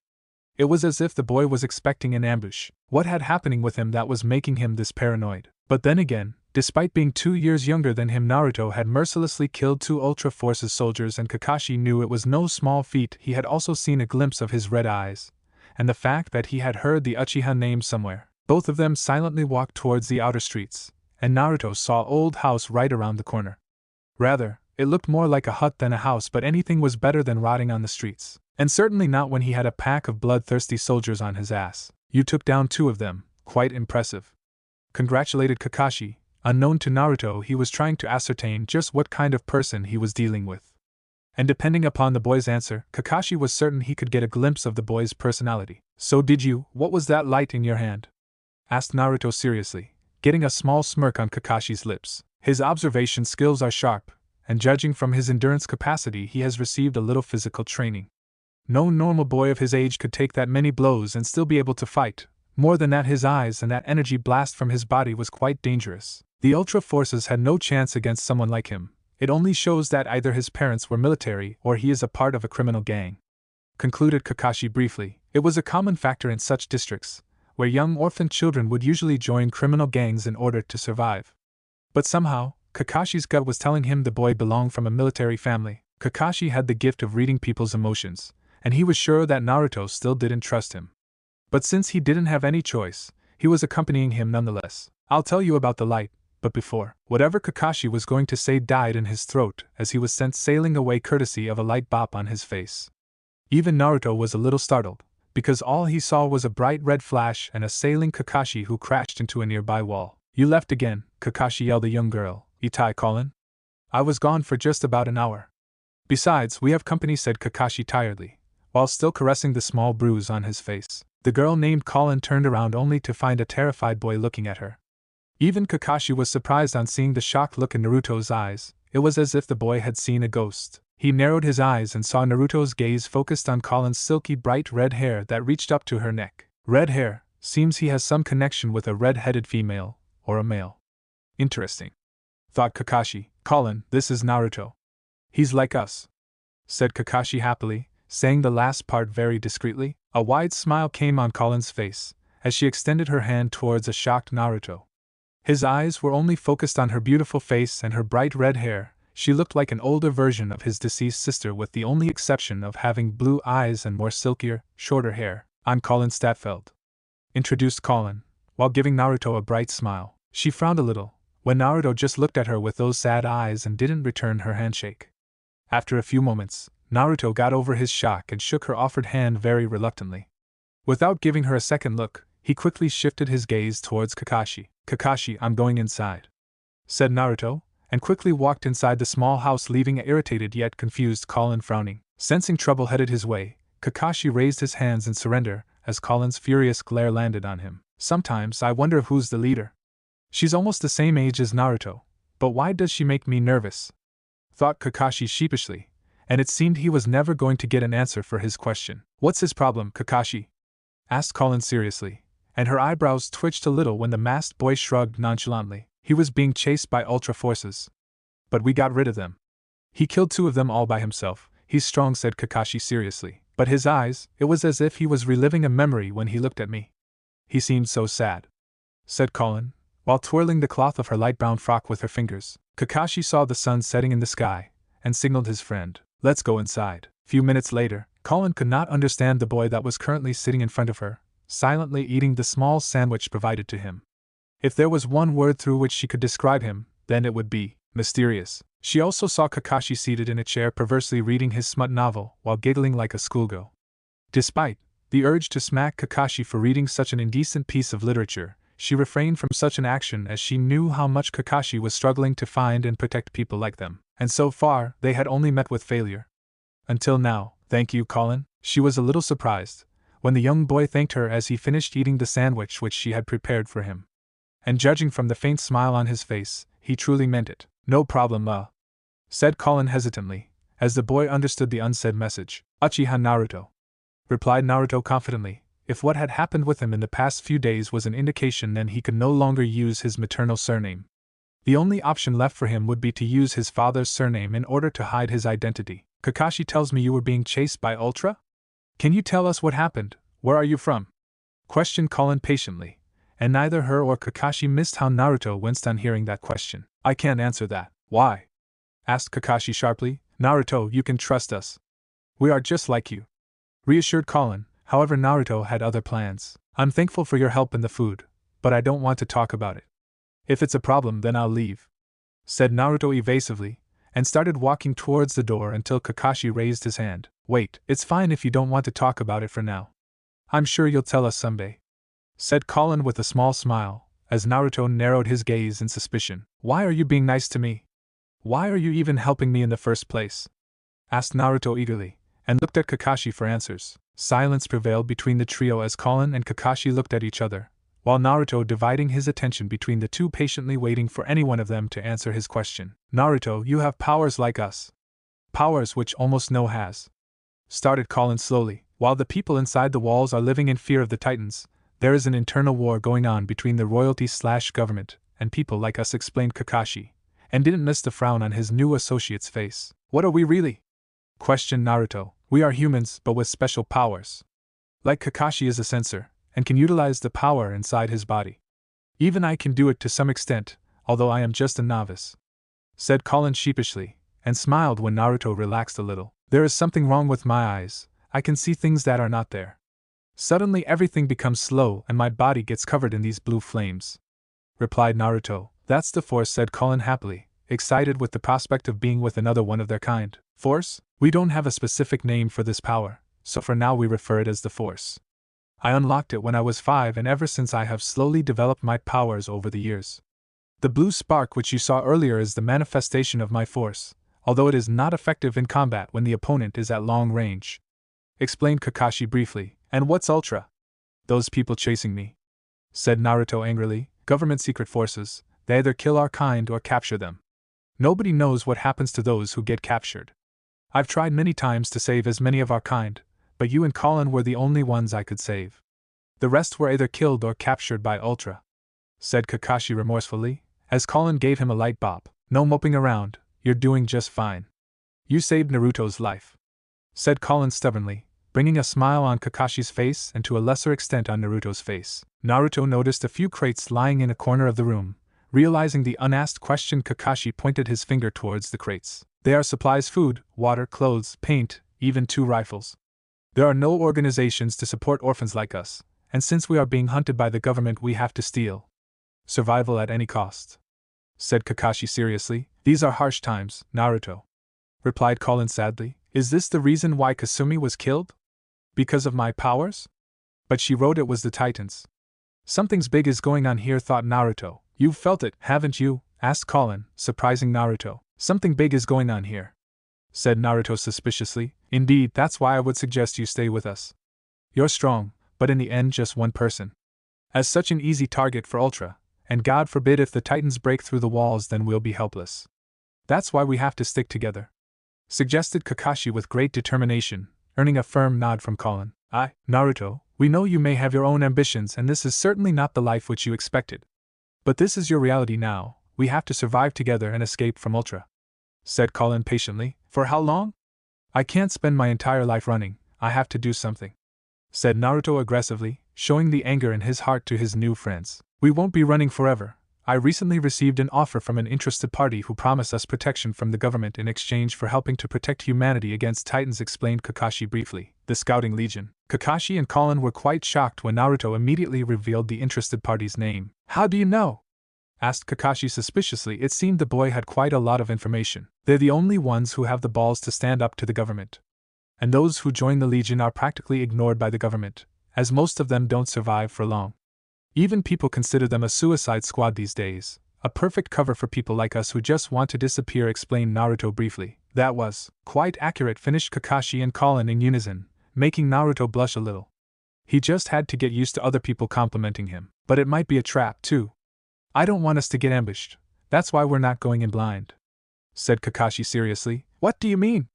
asked Naruto and Colin curiously, and became a little nervous when a devious smile came on Kakashi's face. "I'm starting your training." Chapter 5. Contact. Colin heard a soft murmur. Opening her eyes, she looked around to realize that night had fallen with the bright moon shining in the sky. She could also see Kakashi standing outside their little home, guarding it against any enemies. A soft smile came on her face. She could never understand why Kakashi was so determined in saving people like them. What was the reason that made him willing to go so far? Most children in his place would hide and look out for themselves instead of being a hero and saving others. But Kakashi was different. She had seen him fighting all these years. Against Ultra, against the government, against the cruelties of humanity itself. There was a burning passion in his eyes, a desire to save people of his kind. But behind that passion was a heart surrounded by a sea of sadness. Colin had a gift of feeling and seeing memories just through people's emotions or a simple touch, and she had once seen a glimpse of Kakashi's past. The only thing she saw was darkness, screams, and a little boy's voice. Kakashi had never given her another opportunity to discover his past life, and she had left it at that, considering the pain it would bring the boy. But looking back now, she regretted that decision. She had been with the boy for the past 4 years, and ever since she gave up on knowing his past. Kakashi changed. Day by day, he became more focused, more cold. He would throw himself in suicidal fights, train till he fell unconscious, and so much more. It was as if he was cursing his existence, cursing himself for being alive, and as such trying his hardest to die in any way, and bringing an end to his suffering. Another soft murmur disrupted her thoughts as her gaze shifted towards Naruto, who was fidgeting on his bed. And now there was Naruto. The moment she had shook her hand with him, she had sensed an immense darkness around the boy. Perhaps not as great as Kakashi, but she had felt the rage burning his heart. The hatred that overwhelmed all his memories. In a way, Naruto and Kakashi were the same. Both of them were burdened by their dark pasts, and she could not understand their pain. And this fact was driving her mad. These two were her friends, and yet she could not help them. Colin was an orphan, discovered by Kakashi when she was thrown out of the orphanage at the age of 5. She would have ended up dead or raped by criminals, but Kakashi rescued her and looked after her all these years, as if she was his own little sister. It would be some time before she could break through Kakashi's barriers and help him overcome his darkness, but the least she could do was prevent Naruto from becoming like Kakashi, and if not, then at least help him deal with his pain. Kakashi looked after me all this time. It's my turn to look after Naruto. I can do it too. Kakashi thought, a determined Colin. With those thoughts in mind, she went towards Naruto's bed, and the first thing she noticed was the perspiration on Naruto's body. His fists had tightly gripped the bed sheets, but what surprised her was the word that he was constantly saying, "Father." So, he's having a dream of his father. "I'm sorry," Naruto thought Colin sadly, and gently put a comforting head on his cheek. Her eyes widened in shock, when she suddenly felt drawn somewhere, and before she could do something, everything went dark. Flashback 4 years ago. Colin was a little startled when she found herself standing near a small lake. Her eyes shifted towards the sky only to see the sun setting slowly. She was a little surprised when she found a young boy standing near the lake. He was probably 6 years old, and, "It can't be," thought Colin in shock, as the boy was none other than Naruto himself. The boy looked much younger, and Colin couldn't help but smile when she saw a grumpy look on his face. What intrigued her was the fact that he was about to step on top of the water surface. "I can do it, just like Ka-san did that time. Then I can show Kasumi," said Naruto excitedly. Colin was surprised when Naruto froze. She looked behind him and saw a red-headed girl standing behind him. The fact that she looked so similar to Colin herself was another interesting fact. She was barely 3 years older, but Colin could clearly see the resemblance between Naruto and the girl. "You really can't stand it, Nichan?" asked Kasumi innocently, as Naruto's eyebrows twisted in annoyance. "Stop standing behind me. It makes me nervous," said Naruto irritatedly, as the little girl's shoulders slumped in defeat with a dark cloud hovering above her. "Gomen Nichan," replied Kasumi apologetically, and Colin smiled when Naruto quickly panicked on seeing the tears coming in the little girl's eyes. "Don't take it seriously, I was joking," said Naruto sheepishly, giving his little sister a small embarrassed smile. However, Naruto saw something in Kasumi's eyes that showed him something was troubling his beloved sister. Deciding to find out what it was, he sat in front of her and gently poked her forehead. "Oh, what's wrong?" asked Naruto worriedly, as Kasumi gently rubbed her forehead. "The HURSE men came back," muttered Kasumi, making him laugh on her pitiful attempt on saying the word horse. But still Colin was quite impressed that despite being so young, Kasumi could speak this efficiently, but then again they were better evolved than humans both physically and mentally. "You mean the Survey Corps?" asked Naruto knowingly, and gained a quick nod from the little girl. "Nichan, they were hurt," said Kasumi sadly, and it didn't take Naruto a second to understand what she meant. Every time the Survey Corps returned from an expedition, many of them would be severely injured, few would be dead and another some would be missing, and since their parents were a part of the Corps, he could understand the fears of his little sister. "Father and mother are fine. They will come back soon," reassured Naruto, and gave Kasumi a bright smile. "You promise?" asked Kasumi seriously, and smiled when Naruto gave a confident nod. "Oh, it's them. Aster, stay away from them. They're freaks." Kasumi saw Naruto's furious gaze settled on a few young boys who were glaring daggers at them. His fists were clenched tightly, eyes burning with anger, and before she could say something Naruto had already charged towards them. Colin was quite surprised with the speed with which Naruto moved even at this age. The boys never saw him coming before a strong punch sent one of them sailing away. "I've had enough of this," said Naruto angrily. He was tired of the daily discrimination shown towards them. All his life he had received these glares and insults. Not all the people in his district were like these boys, but most of them stayed away from his family. He didn't care what they thought of him, but he would be damned if he let his little sister go through the same pain again. The remaining two boys tried to punch Naruto, but he had already performed his move by lowering himself to the ground and delivered kicks to their knees, making the two boys fall flat on the ground. "There's no hope for racist people like you." Naruto was about to pummel the boys to a bloody pulp, when a terrified scream stopped him immediately. He looked back and saw his terrified sister looking at him with tears in her eyes. But what shocked him was the man standing beside her. "Father." That word barely escaped from his nervous lips as the man he respected and loved just looked at him with pure disappointment evident in his eyes. "Clean up your mess. Apologize to these boys and don't return home before dinner," ordered Shisui. But any protest which Naruto wanted to raise died in his throat when Shisui raised one of his hands, while picking up Kasumi with the other one. Kasumi was deeply saddened when Naruto's shoulders slumped in defeat, and without another word Shisui started walking away while carrying her in his arms. Naruto raised one of his eyes, when Shisui stopped and gave him a glance. "If you can't control your anger, then you are nothing more than a disappointment to your family, and more importantly to your little sister. You're an Uchiha, it is your duty to protect your sibling and not bring tears in their eyes." And in that moment, Naruto felt more miserable than ever. The fact that he had made his little sister cry was a valid evidence behind his father's statement. In the end, he was nothing but a disappointment. Night. Colin watched patiently as hours passed and the bright moon slowly emerged in the sky. And yet Naruto was silently sitting near the lake all alone. He had apologized to those boys, but they were more than happy to flee rather than hear his apology. Even for her, it was difficult to determine whether his actions were right or wrong. Granted, the boys had initiated the fight, but it would have been better if Naruto ignored them. The violence which he made Kasumi witness was certainly not going to earn him any praise from his father. Yet she could not help but wonder about the true nature of Shisui. He could be harsh yet compassionate at the same time. She was rather surprised when the person she was thinking about appeared beside Naruto. No words were exchanged between the father and son, as they both patiently watched the peaceful lake in front of them. "I'm sorry." A small smile came on Shisui's face when he heard the apology from Naruto, and judging from the regret on the boy's face, he truly meant it. "Apology accepted. You did put a fight though," said Shisui calmly, while placing a comforting hand on Naruto's back. Colin couldn't help but smile when Naruto relaxed a little and laid his head on Shisui's arms. "Is Kasumi alright?" asked Naruto sadly. "She's fine. Your mother had to struggle in making her eat without you." "Why didn't you come home?" questioned Shisui. "I always screw things up. I just can't stand those glares," confessed Naruto, earning a tired sigh from Shisui. "The power lies in tolerance, Naruto. Instead of using your powers for destruction, use them to change yourself first, and then the world," advised Shisui. "So, does that mean we have to accept the insults some people throw at us, father? You can't judge an entire race on the basis of a few rotten apples. This world is made up of all types of humans. Try seeing the good in people. Those boys you fought with indeed insulted you, but did you know they were orphans?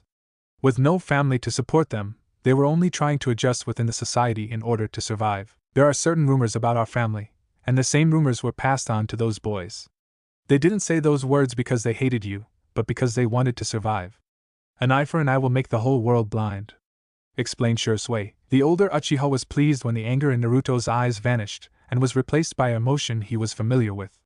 He gently ruffed his son's hair. Despite being a rebellious child, Shisui could not deny the fact that he was proud of Naruto's desire to protect his family, especially his little sister. "I will try to do better," said Naruto hesitantly. "You are doing better." Shisui's comforting words were cut off when Naruto averted his eyes from him, and the father saw his son's fingers clenching the ground beneath them. If I was better, then I wouldn't have made Kasumi cry, I said Naruto regretfully, as a small tear slipped from his eye, but it only made Shursui smile. What's your dream, Naruto?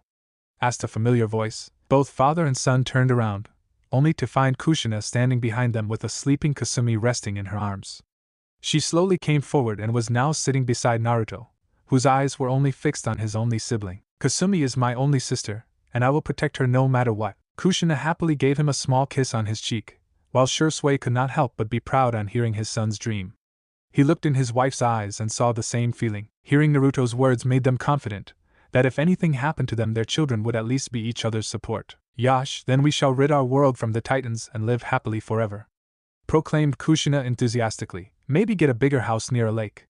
We can even have parties on weekends, suggested Shursui, gaining a happy nod from Kushina. Both parents then turned towards Naruto, who suddenly felt a little cornered. That doesn't sound bad at all.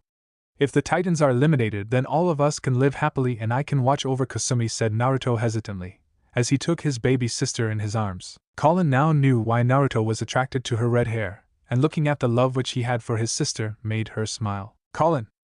She was suddenly brought of those memories, when Kakashi shook her roughly. Looking at the urgent look in his eyes made her a little worried. What is it? Asked Naruto tiredly, as he slowly opened his eyes. The boy was a bit surprised when he saw a light blush on Colin's face as she sat beside him with her hand resting on his chest. But that moment didn't live long, as he shifted his attention towards Kakashi. I sensed another presence a few kilometers away. It is strong, Naruto. This person is one of us, said Kakashi quickly. Is it safe to go out right now? For all we know, Ultra could have already surrounded him, or her, suggested Colin, but Kakashi just shook his head in defiance. I won't take that chance. She's one of us, and is very scared. Her force is quite disturbed and unbalanced, said Kakashi urgently. She? Thought both Colin and Naruto in unison. We can't risk it, Kakashi. It would be pure suicide if we go out right now. We barely escaped from Ultra a few hours ago. You can't break all the rules of survival, argued Naruto in protest, and for a moment he saw a disappointed look appear in the older boy's eyes. Kakashi looked at Colin, but she too seemed to agree with Naruto. It seems we are at an impasse. We are like oil and water, said Kakashi silently, and started walking away as Naruto got up from his bed. You don't understand, Kakashi. You don't know what will happen if we break the primary rules of survival, replied Naruto in an irritated voice. Colin watched nervously as Kakashi stopped walking and looked at them sadly. You're right. I'm an idiot for breaking the rules, but if I abandon one of our own, then I am worse than that. I understand your point, and won't request both of you to come with me, but I know what it feels to be alone. To feel helpless, and even if it seems pointless, I will keep on fighting for our comrades. Because at the end of the day, I don't want to disappoint myself. Those words completely touched his friends, as a little shame was visible on Naruto and Colin's faces. It seemed they realized that at one point, they had also been helpless and alone, until Kakashi saved them. Kakashi was just about to exit from the house, when Naruto stepped beside him. Enough, I have seen your guts, said Naruto proudly, as a second hand was placed on Kakashi's shoulder. Let's do this, said Colin calmly. Mikasa Ackerman was currently trembling in fear. In front of her were the bodies of her parents, the floor of the house drenched in their blood, with their lifeless eyes staring at her. Her fearful gaze shifted towards the two men standing near the bodies of her parents. One of them was a tall and noticeably muscular man with pale skin, short spiky black hair, brown eyes, and small eyebrows. He was wearing bandages like a mask over the bottom half of his face. Under his mask, he had a relatively narrow jawline and jagged teeth. He was not wearing any shirt, while the lower half of his body was covered by baggy pants. But what frightened her the most was the giant sword in the man's hands. The weapon was large enough to kill a giant boar, and currently the blood of her parents was visible on the weapon. What should we do with her, Captain? Kill her or capture her? Questioned the tall man. Our orders are clear, Zabuza, was the reply of his comrade. Mikasa hesitantly glanced at the other person. He was relatively short in height, but had a well-defined physique. He had spiky black hair and mysterious dark red eyes which were looking at her stoically. She also saw the sword strapped on his back. Damn, I would have enjoyed killing her, said Zabuza disappointedly, but flinched when his partner gave him a glare. Don't make me repeat our orders, replied the captain. Fine. No need to get so riled up, said Zabuza irritatedly, and was about to walk towards Mikasa when his captain raised his hand. Zabuza was surprised when a small smirk came on his leader's face, and this guy never showed any emotion. Just what could bring this smirk on this cold-blooded bastard's face? It's been a long time, Naruto. Zabuza turned around and saw 3 children standing behind them. However, he saw his leader's eyes were only fixed on a dark-haired boy standing in between with his face covered by a small face mask. Kakashi and Colin could not understand the sudden increase in pressure, but were indeed surprised when Naruto's eyes turned red as he gave a menacing glare to the man in front of them. Uchiha Shursui. Chapter 6. Father and Son. Uchiha Shursui. Kakashi narrowed his eyes in suspicion when he heard Naruto speaking the name of the man with the strange red eyes. And it couldn't be a coincidence that those very same eyes were now being shown by Naruto. With only one Tomo, instead of the 3 the older man was displaying. If these glaring facts were not enough to raise doubts, he could also see the similarity in their faces, which left him at one scary conclusion. It's been a long time, my son, said Shursui in his regular calm voice. The smirk was still visible on his lips despite Naruto's murderous glare on him. Son? Asked Colin in shock. Just how was this possible? Zabuza grabbed his giant sword tightly when he saw Kakashi bringing out his combat knife. That puny weapon would not be a match for his deadly sword. So, your father works for Ultra? It's quite suspicious that just after a few hours of finding you, we walk into a trap set by Ultra, said Kakashi coldly, and pointed his knife over Naruto's neck. The shocked boy moved to stop him, but Kakashi was more faster and flexible. The end result was his knife dangling across the soft skin of Naruto's neck. Kakashi, what are you doing? Asked Colin furiously, but saw her friend's gaze fixed towards the 2 older men standing in front of them. Kakashi, not another word, Naruto. I won't hesitate in killing you, warned Kakashi, and to make his point clear he pressed the tip of his weapon a little harder, drawing a few drops of blood from Naruto's neck. Colin suddenly found herself in a difficult situation. Her instincts were telling her to trust Kakashi and use Naruto as a bargaining chip to escape from this ambush. After all, no father would dare let his son die right in front of their eyes. But her gut feeling was telling her that they had it all wrong. She could clearly see the hatred and anger which Naruto had for this man. Not to mention the trembling Mikasa that was hiding in a corner, whom they had to save. However, all of Kakashi's calculations were thrown straight out of the window when Zabuza laughed madly. You think we're Ultra? Those punk-ass wannabes? Asked Zabuza mockingly, as the masked boy looked at him suspiciously. Enough, Zabuza. I will handle this, said Shursui commandingly, and took a step forward as Kakashi pressed his knife harder against Naruto's neck. Stop right there, or your son dies, threatened Kakashi, his icy eyes glaring daggers at Shursui. Kill him if you want, he was already supposed to die alongside his little sister, replied the captain in an uncaring voice, as both Kakashi and Naruto's eyes widened in shock. What are you? Said Kakashi hesitantly. He was so surprised that he failed to notice the sharp kick coming towards him. Surprisingly, Naruto was barely able to see the incoming blow and ducked at the last possible moment. He heard a powerful sound and looked back only to see Kakashi sent straight out of the house through the wall itself, and he was supposed to be their strongest fighter. He saw his father's eyes shifting towards Colin, as he pointed a finger towards the terrified girl. Sleep, and the very next moment the girl collapsed on the ground knocked out cold, as Zabuza chuckled. Shursui's attention finally shifted towards his shell-shocked child. Even he was surprised that Naruto was barely able to read his movement. Oh, he has the Sharingan like you, Captain, said Zabuza curiously. I'm surprised he managed to activate it, despite being a weakling all his life, answered Shursui flatly, making Naruto clench his fists tightly. I thought people like you were extinct, questioned Zabuza. That's a debatable claim, although after this there would be one less, said Shursui seriously, as he easily dodged a sloppy punch which Naruto had sent towards his groin. It was a bad call as Shursui simply caught the boy's hand and broke it in with an audible crush, as Naruto yelped in pain. Ouch, that would have hurt, said Zabuza jokingly, as he saw a jab from his superior send Naruto crashing against the wall. What cough you mean? I was supposed to die with Kasumi?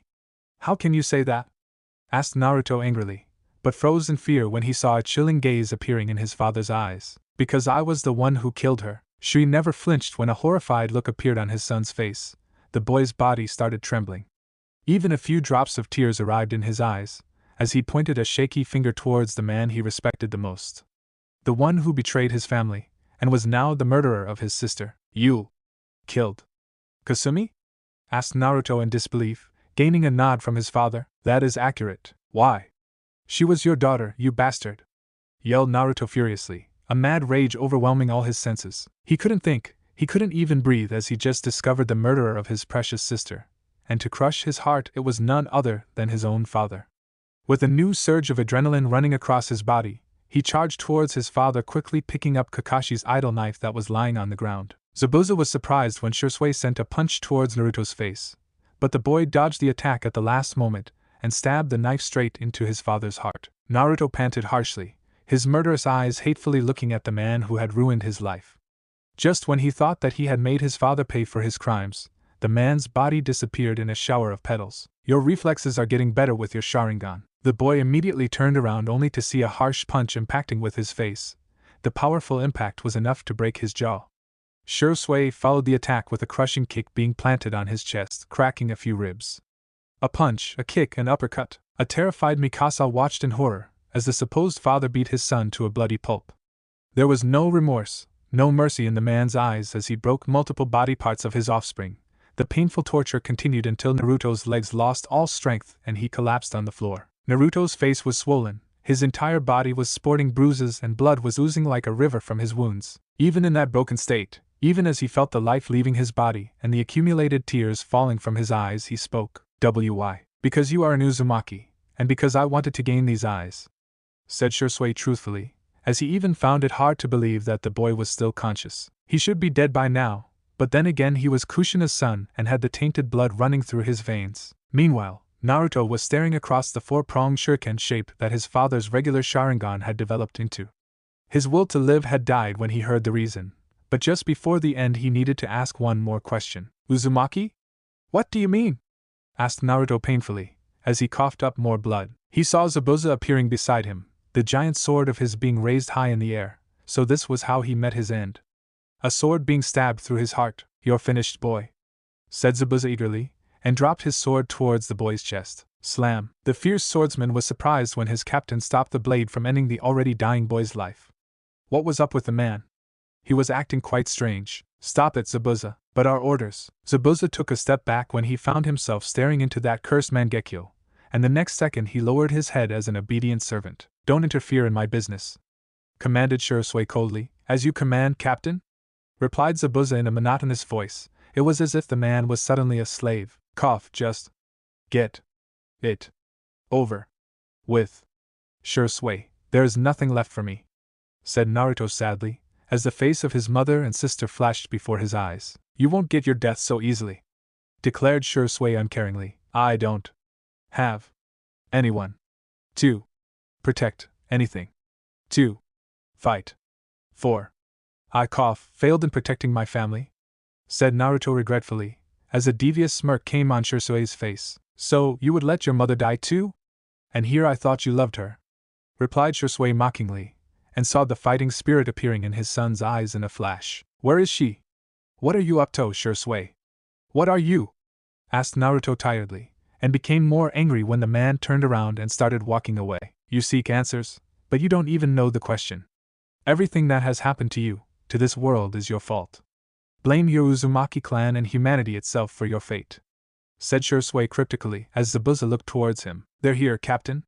"We need to leave," said Zabuza quickly. "Agreed." "Answer me, father!" yelled Naruto furiously. He had never felt this helpless, so heartbroken, so desperate. There was a series of emotions passing through his heart, and he simply couldn't hold on to any one of them.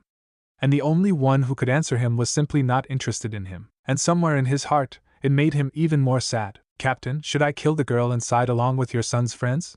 It's our mission, after all. Capture them or kill them," suggested Zabuza seriously, as Shisui shook his head in negative. "There's no time, and you don't want to face someone like him. Besides, he's not alone," answered Shisui logically, gaining a begrudging nod from his partner. Zabuza then vanished in a swirl of leaves. He simply disappeared into thin air, leaving only the estranged father and son. Shisui turned around and looked at his son with those cursed eyes. "The answers you seek are within these walls. Kill someone dear to you in order to gain these eyes, and then come after me," offered Shisui flatly. "Wait!" yelled Naruto desperately, and tried to get up but in vain. "Do it, or else you won't be able to save your mother and avenge your sister. We'll meet again, my naive son." Shisui's eyes widened when Naruto managed to stand back up. The dying boy now had the knife back in his hand and was stumbling towards him. "Naruto," said Shisui in shock. How was the boy walking despite his broken bones? So, it was true, the legends about the extraordinary healing powers of the Uzumaki clan. Now he understood why all of this, The work he was doing was so important. If you're not working for Ultra, then what are you? Asked Naruto tiredly, as he swinged his knife sloppily. Shisui sighed and grabbed the already broken hand of his son. With a quick twist he shattered another part of the bone as Naruto yelped in pain. He slowly grabbed his son by his neck and brought him face to face with his Mangekyo. The reason you failed in saving Kasumi, the reason you can't fulfill your mother's dream of protecting humanity is because you are weak. Because you are a coward. This is the reason I'm letting you live, because your life is a curse. Cling to your selfish life, and relive this moment every day you go to sleep, said Shisui darkly. The next moment Naruto's mind went blank as Shisui's Mangekyo spinned wildly. There was an eerie silence in the room before Naruto erupted into a soul-terrifying scream. A smirk came on Shisui's face as he saw Mikasa dropping unconscious, and the presence of another person appearing behind him. It's been a while, Levi, said Shisui casually, as he tossed his blank son mercilessly on the ground. Turning around, the former captain of the Scouting Legion came face to face with his best friend and comrade. The boy he practically grew up together with. So, the rumors about you were true. You were really alive and now you're a traitor? Asked Levi sharply, his dark eyes narrowing at his friend. For a moment he saw the bodies of the two adults that were probably the parents of the unconscious girl in the corner. There were also two other unknown children who were knocked out cold. But the most disturbing part was the state Naruto was in. Without proper medical attention the boy would die very soon. Levi didn't fail to notice the new form of his friend's eyes. He was well aware of the power of the Sharingan. And now his friend's eyes were radiating an even more dangerous feeling. Tell your men to stop their ambush. You know they are no match for me, either are you, said Shisui calmly, making Levi raise one of his eyebrows. Oh, I wonder about that, replied Levi seriously, as he took out his blades. If we ambush him with delta formation, it might just give me an opening. Hang has already set her traps, but these children can end up getting hurt in the crossfire. A necessary risk, thought Levi calculatively, but was intrigued when he saw Shisui shaking his head with a smile. You're still clueless, Levi. There are things far greater than the Scouting Legion, the government, their ultra dogs, even humanity itself. Just like Naruto, you have no idea. You and the fools who follow you are merely pawns in a much bigger game, declared Shisui mysteriously, as Levi narrowed his eyes. And you're not? Retorted Levi, making his friend smirk. I am the most important piece on the board, and it would be too late by the time you discover the truth, said Shisui confidently. Is this the reason you killed your own daughter? I have found evidence of your involvement in the murder of Kasumi Uzumaki and her caretaker. You also attacked and killed Andrea Samos, who was a member of your wife's squad. Where is Kushina and the rest of her squad? Demanded Levi strictly, and tensed a bit when Shisui's gaze hardened. That Uzumaki and her puppies have been taken care of. I am warning you for the last time, don't get involved in my business, threatened Shisui. Levi had enough as he lunged forward ready to engage his powerful friend in a dangerous combat, but to his disappointment Shisui disappeared in a puff of smoke. TCH, that sneaky bastard, cursed Levi, as a cheerful redhead appeared beside him and patted him on the shoulder. Come on, Levi. You knew he was not going to fight you, although it would have been very interesting to find out who is more powerful, said Heng in a jovial manner, before her eyes shifted towards the heavily beaten children. He really changed, didn't he? To think the greatest hero of the Legion could do such a thing to these brats, even his own son. I can't understand, didn't Shisui love his son the most in this world? Asked Heng curiously, and cringed when she noticed the medics treating the nearly dead Naruto. Levi placed his weapons back in their holster and sighed tiredly, as he knew the members of the garrison soldiers would be arriving any time. After the disastrous secret mission which Owen had given to Kushina, going behind the government's back, the Scouting Legion had been barred from conducting any new expeditions until further notice. The entire force was put on standby and would be facing a review committee. The higher-ups were even thinking of lodging a formal case against Owen. The situation was quite grim, and he didn't want to add to it by getting discovered with these children. With their already tainted reputation, the garrison forces would simply accuse the Scouting Legion for this entire mess. Those lazy bastards. Hang, we're taking these 3 children with us. Leave the girl inside alone with her parents, the garrison will take care of her, ordered Levi, as he pointed towards Naruto, Kakashi and Colin. Understood. Levi's eyes then shifted towards the bright moon that was shining in the sky. Things were definitely going to get more complicated for them. What mess have you gotten involved in, Shisui? 2 days later, Owen had managed to retain his calm expression during Levi's report about the newly discovered information. To say it was disturbing would be a monumental understatement. Now not only they had the threat of the Titans looming over them, but their best soldier had turned his back on humanity. The government had already stopped any rookie soldiers out of the academy from joining the Scouting Legion. They had practically put the entire force on hold. In case there was a breach made by the Titans, they would not be prepared to defend humanity. And if Shui was their enemy now, things had just gotten worse. He knew that he was a good strategist, while Levi was the fighter. However, Shui was at an entire different level. That man was not only more powerful than Levi, but was a better strategist than Erwin himself. If not for his family, Shui would have been the commander of the Scouting Legion. Instead, he declined the promotion and chose to remain a captain, in order to look after his family. And now he killed his daughter and probably his wife too. Not to forget, leaving Naruto in a nearly dead state. Something big is going on, something which we're not aware of, Levi, said Erwin seriously, making Levi scoff. Tell me something I don't know, Erwin. What do you have in mind? Those fools in the government have made us sitting ducks. If the Titans manage to break through the wall, we're done. The Scouting Legion won't be ready to defend humanity. And Shui, explained Levi gravely, gaining a nod from his leader. I need to speak with the boy Naruto. Levi suspiciously looked at the blonde sitting before him. As far as he knew, Erwin never did anything without a good reason. And if there was anyone who could get their force out of the shitstorm, then it was Erwin Smith. Follow me, said Levi in agreement, and started walking towards the exit. What about the girl whose parents were killed? What happened to her? Asked Erwin curiously, as they walked through the dark corridors of their base. Her name was Mikasa Ackerman. We're not sure why Shui was interested in her, but I've already set a few of my men to monitor her. Some doctor by the name of Grisha Jaeger adopted the girl into his family. Unlike the 3 children we brought with us, she was a registered member of Wall Maria. Taking her with us would have attracted unnecessary attention which we don't need right now. Explained Levi briefly. You did the right thing, Levi. Let the girl stay with the family and keep an eye on her. Maybe Shui will come back for her, suggested Erwin. Agreed. Erwin's attention was then shifted towards a small room with 3 beds. 2 of the occupants were already awake and glaring daggers at him. And for a good reason, as they had been bound and chained to their bed, while the last person in the room was sitting idly on his bed, his hollow eyes staring at the ceiling of the room. When this boy had arrived here, he was near death and the medics had to work continuously in order to save him.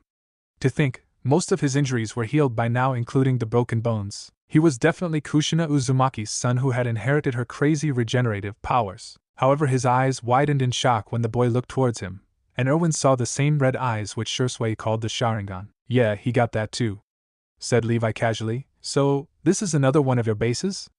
You seem to have degraded a bit, Ultra, said Kakashi sarcastically, diverting Erwin's attention to him. He merely shifted towards the area where his face could be visible in the light, and Kakashi got a glimpse of the man's face along with the familiar symbol on his uniform. Scouting Legion?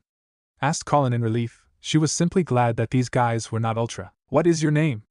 Questioned Erwin, making Kakashi harden his gaze. Tell me yours first, and why are we bound in chains?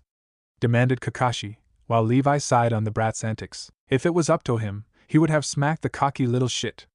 That idiot had no idea who he demanding answers from. My name is Erwin Smith, commander of the Scouting Legion. Now I will answer each question of yours and in return you shall answer each of mine, offered Erwin smartly. Erwin, it's all right, Levi. We are merely having a peaceful conversation, reassured Erwin confidently, as Kakashi raised his bound hands a bit. As long as my hands are like this, I don't see the point in having a conversation, said Kakashi smartly. If only they freed one of his hands, then he'll show them the power of his Chidori to gain an edge. It would be a cold day in hell before he trusted a single soldier working for the government. He had been burned many times in the past by the military police and the garrison. He surely didn't expect the Scouting Legion to be any different. I'm afraid they'll have to stay the way they are. Let's make some things clear. You don't have any bargaining power. I can use any of your friends in order to gain the information I seek. Should I do that, or would you prefer a peaceful conversation? Asked Erwin strictly, his power as a commander kicking in. He was satisfied when Kakashi flinched as his gaze shifted towards Levi, who was standing near Colin. Looking into the cold-hearted man's eyes left little doubt about him following on that threat. Not to mention Naruto, who was wordlessly observing the conversation. It had been a day since that boy woke up, and he had never spoken to them once. Kakashi had seen the damage the boy's father did to him. The man nearly killed him. Maybe Naruto was not the culprit but the sufferer instead. He had to give the boy the benefit of doubt. Tell you what, if I'm satisfied that you're not a threat, then I might just free you and your friends, said Erwin diplomatically, making Kakashi sigh. Fine, let's start with your names and where you're from, asked Erwin slowly. Kakashi Hataki from Walsina, said Kakashi flatly, and he merely closed his eyes when every person in the room was shocked. Wall Sina? Asked Colin in surprise. That was the most safest place and the location where the elites of humanity resided. What's a person from Wall Sina doing in a dump like Wall Maria? Questioned Levi sharply. Hiding from Ultra. Now I've answered 2 of your questions. I want answers to my own questions, said Kakashi quickly, making Owen chuckle. He already liked the boy. The brat definitely knew how to keep a poker face and conduct a diplomatic conversation. He merely nodded to the boy's request. Where are we? One of the bases of the Scouting Legion, answered Owen honestly. Are you going to kill us? Asked Kakashi seriously. No. He saw relieved expressions arriving on Colin and even Kakashi's faces. However, Naruto merely observed the conversation with those cold, uncaring eyes. It was as if the boy didn't care whether he lived or died. What is Ultra? Asked Levi strictly. It's the royal government's special force which hunts down people like us. Usually they capture us, but if that's not possible they eliminate us, answered Kakashi truthfully. If only he could get the support of these guys, then their chances of survival would greatly increase. What do you mean people like you? I can understand their interest in Naruto, but what's special about you? Asked Owen seriously. You have 5 guards stationed outside this room, 20 around the castle, answered Colin happily, as Kakashi smacked his own forehead. Damn it, Colin. I'm trying to save your ass here, scolded Kakashi, as the naive girl had basically handed out that information on a silver platter. Oh, that's quite interesting. You have some kind of sensor powers, said Levi in an impressed voice. This girl accurately determined the exact number of my men and where they were stationed. I can see why the higher-ups want to capture someone like her. She could sense a Titan ambush from a mile away. If I can get her to join the Legion, then she can save so many lives with her powers, thought Erwin eagerly. Alarm bells had already rang in Levi's mind. There was little doubt left that these children were special. Now only, what can you do? Asked Owen straightforwardly, making Kakashi sigh in defeat. He was already cornered and had lost that bargaining advantage. Nothing he could do about it now. Owen's eyes widened in shock when Kakashi's hands sparked with electricity. The sheer power radiating from the boy's body was enough to make the bed he was sitting on tremble violently. I see, was the response from the impressed commander. His gaze then shifted towards the last child whose regenerative powers were off the charts, and who probably had the most powerful eyes in humanity.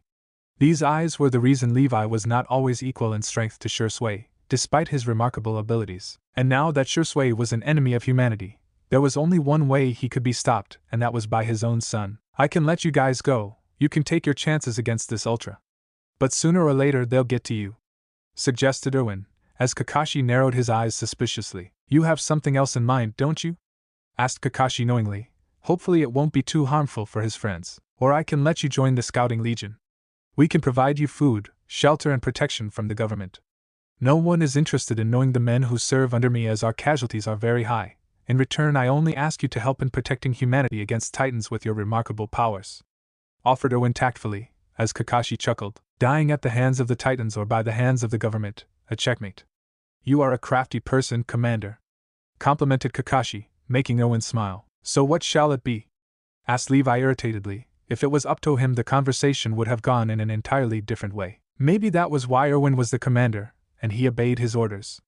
Even he could see the achievement which Erwin was trying to accomplish. These 3 children, if properly trained, could be worth entire squads of Scouting Legion. And since the government had decided to handicap the Scouting Legion, they needed an edge to protect humanity in case of an attack. Fine, I don't have a choice either. I rather take my chances against the Titans than facing the royal government having endless resources at their disposal, said Kakashi seriously. A wise choice, Kakashi. What about you, girl? Asked Erwin kindly, as she pouted. Name's Colin Statfield, you know. If Kakashi feels this is the right choice, then I'm in too, said Colin hesitantly, but smiled when Kakashi gave a reassuring nod. Before the officers of the Scouting Legion could relish in their small victory, they heard Naruto scoffing in disgust. Manipulating others to benefit your selfish interests. And you consider yourself better than the government? Questioned Naruto harshly. Levi was about to move forward to give the brat a lesson, when Erwin raised his hand, making his friend stop his charge. These are harsh times, Naruto. And I never said we were better than someone, we only exist to protect humanity from Titans, explained Erwin patiently. So, what shall it be, brat? Your friends are already in, said Levi seriously, and noticed Naruto staring at his own hands. Memories of his sister's blood, the word Titan mentioned in that note, the suspicious scroll which Andrea had given him just before she died, his own father's involvement in this conspiracy, his beloved mother's disappearance. The answers you seek are within these walls, Kill someone dear to you in order to gain these eyes, and then come after me. Do it, or else you won't be able to save your mother and avenge your sister. We'll meet again, my naive son. His mother was still out there, captured somewhere beyond those walls. This entire mess was connected to the mystery of Titans. He needed answers. He needed to avenge his sister. He needed to kill his own father. He needed to rescue his beloved mother, and for that, I will join the Scouting Legion and slaughter the Titans for you. Promised Naruto darkly, his voice and the look in his Sharingan eyes promising a series of cold-blooded murders. Gone was the kind-hearted, naive boy. The only thing left now was a killer, an avenger. Levi didn't miss the deadly spark within Naruto's eyes, the desire to win, the desire to destroy his enemies. The boy was ready. Taking a step forward, he unfolded his hands and looked towards Erwin confidently. Not bad. Erwin, I'll take responsibility for them, said Levi seriously, as the Supreme Commander's eyes shifted towards Naruto. Welcome to the Scouting Legion. Chapter 7. Venturing into the Abyss. 3 years later, Erwin Smith was not a man who could get easily surprised, and the events in the past 3 years had hardly given him any reason to be surprised. After the disastrous mission launched by the Scouting Legion 3 years ago, the government had not been kind to them. They had cut off their funding by 50%, and had also forbidden the Legion from gathering more recruits for 2 whole years. Their expeditions beyond those walls had been completely restricted, and despite his many requests, his soldiers had not been able to do the job for which they had joined the Legion. It had demotivated his troops, and many had quit, while many had transferred to the garrison force. Tough times. And it was due to these reasons that he was surprised and a little happy now. For right now he was staring at an order coming from the government, directing him to launch a small mission outside the walls in order to collect key medicinal herbs that were needed to save someone important to the king. Even though they had forbidden him and Levi from leading this mission, this was a golden opportunity. He could also understand the government's doubts about him and Levi. They were the ones who had went against their backs and screwed up things. More than that, the fearful people in Wall Sina knew that they needed him and Levi to save their asses in case of an invasion. They were the best hope for humanity in their eyes. As such, the king had ordered him to send 2 platoons of soldiers from his force, led by his best junior officers.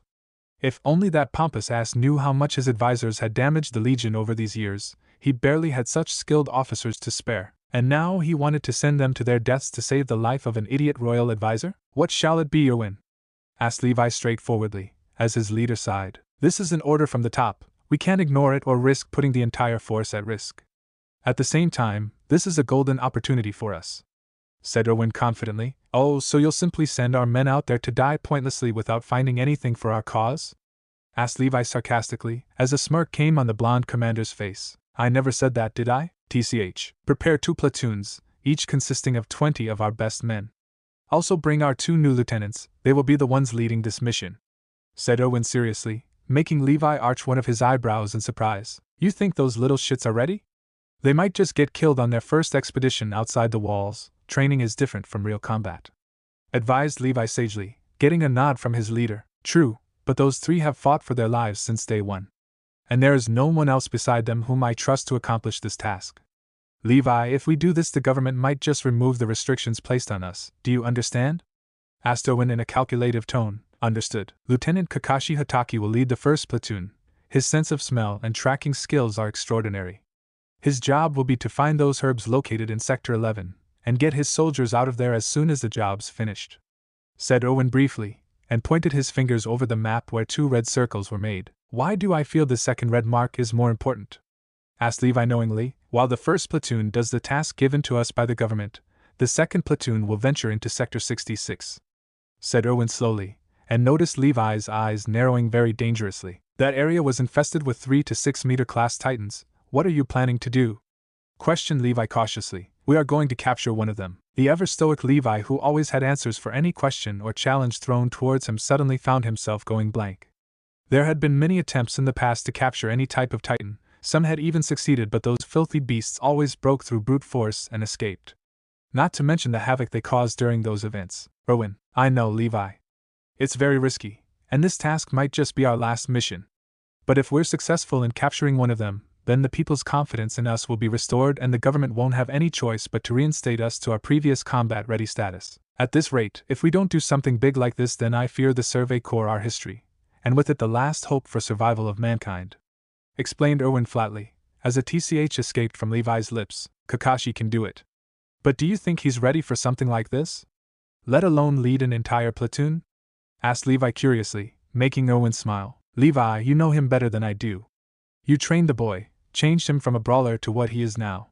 He is the child of two of our best officers, so as his trainer, do you think he's ready for something like this? More importantly, will he do it?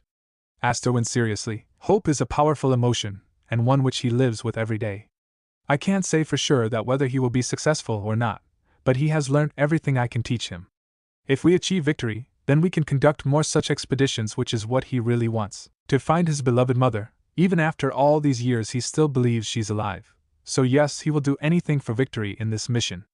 And he's ready, you can count on him, reassured Levi confidently. Very well then, let Lieutenant Naruto Uchiha lead 2nd Platoon. A fiery red head hurriedly ran through the open corridors of the small base. An excited grin could be seen plastered on her face as she made her way towards the training center. Even the sound of gunfire coming from that room didn't bother her as she barged into the room. Her eyes instantly picked up the silhouette of a boy dressed in the officer uniform, who was currently holding a long rifle in his hands. His concentration was impeccable as he looked at the target before him, which was the dummy of a 10-foot Titan. With one loud bang, the officer fired the shot which directly hit in the dummy Titan's eye. What is it, Colin? Asked the boy in a calm voice. Her smile widened when he placed his rifle back on the table and turned towards her with a faint greeting smile. It was hard for her to believe that so many things had changed over the years, including the boy standing before her. When she first met him, he was one of the most introverted persons she had ever seen. Maybe he still was, but over these years their friendship had developed, and now she trusted him completely. Lieutenant Naruto Uchiha, the new ace of the Survey Corps. The 13-year-old boy was now 5 feet 3 inches tall. He had not only grown in height but in body too. Gone was the thin, weak boy, and now in his place stood a soldier having extremely good physique and developed muscles. Hell, he had even started to develop abs. But the most noticeable change was his appearance. 3 years ago he had shiny black hair which he had inherited from his despicable father. Maybe it was this reason that he had decided to change every possible thing that can connect him to that man, and had dyed his hair blonde permanently. Now his long, silky blonde hair reached up to his neck, with one of his long bangs easily hiding one of his eyes. In order to hide his identity completely, he always wore a face mask to prevent Ultra or any government forces from discovering him. It was not just his looks and body which had changed, it was the person within him as well. When she first met him, he was an angry boy who easily lost his cool, lacked patience, and most of all didn't trust anyone. But thankfully, due to Captain Levi, her friend was now rid of all those negative personality traits. He was more friendly these days. They're sending us for a mission outside the walls, and you're leading a platoon. Can you believe it? Asked Colin excitedly, as for a moment his eyes widened in surprise before he schooled his features. Finally, I've been dying for some action, joked Naruto, making her smile as well. He also noticed how happy she was from this order. A kind smile came on his face as he looked at how much she had grown over the years. Her short red hair now reached up to her neck, while her face had grown even more beautiful. Her eyes still had the same spark in them. Her chubby body now sported a few muscles, and her chest size had certainly grown in leaps over the years. Tell Eldo, Gunther, and Aluo to get ready. If it's not too much trouble, I want you in my squad, requested Naruto politely, as a cocky smirk came on her face. Afraid you can't do anything without me? Asked Colin bemusedly, but he merely smiled. Perhaps you're a talented soldier, one of the best among the Survey Corps, and one of the few people I trust. So yes, I need your assistance, said Naruto honestly. In return, she gave him a respectful salute and a grateful smile. Kakashi will be leading another platoon which has a different objective. This scroll will explain the mission objectives and parameters. I'll get the others ready. We leave in 7 hours, explained Colin seriously. Very well, wake up that lazy Aluo first. That old fart sleeps like a log. It'll be better if we wake him right now, or else he'll continue bitching during the entire mission, complained Naruto in an irritated voice, as she giggled. You two still don't get along? The man's a good soldier, one of the best, but he gets on my nerves. Why can't he be like Eldo and Gunther? Those two are also the best fighters in our force, asked Naruto curiously, as she came forward and patted him on the shoulder. Everyone is not the same, Naruto. If we were, then life won't be so enjoyable, said Colin encouragingly, gaining a hesitant nod from him. I understand. Tell Levi I'll report 1 hour before the mission. Till then, tell everyone to get ready. I have to take care of some personal business, said Naruto cryptically, and started walking away towards the exit. You still go there? Asked Colin in a sad voice, as she noticed him picking up some white flowers from his table. Every week. Cemetery Wall Maria. Life had changed a lot over these years for Petra Ral. As she walked through the empty plains of the cemetery, her heart drifted towards the memories of the past.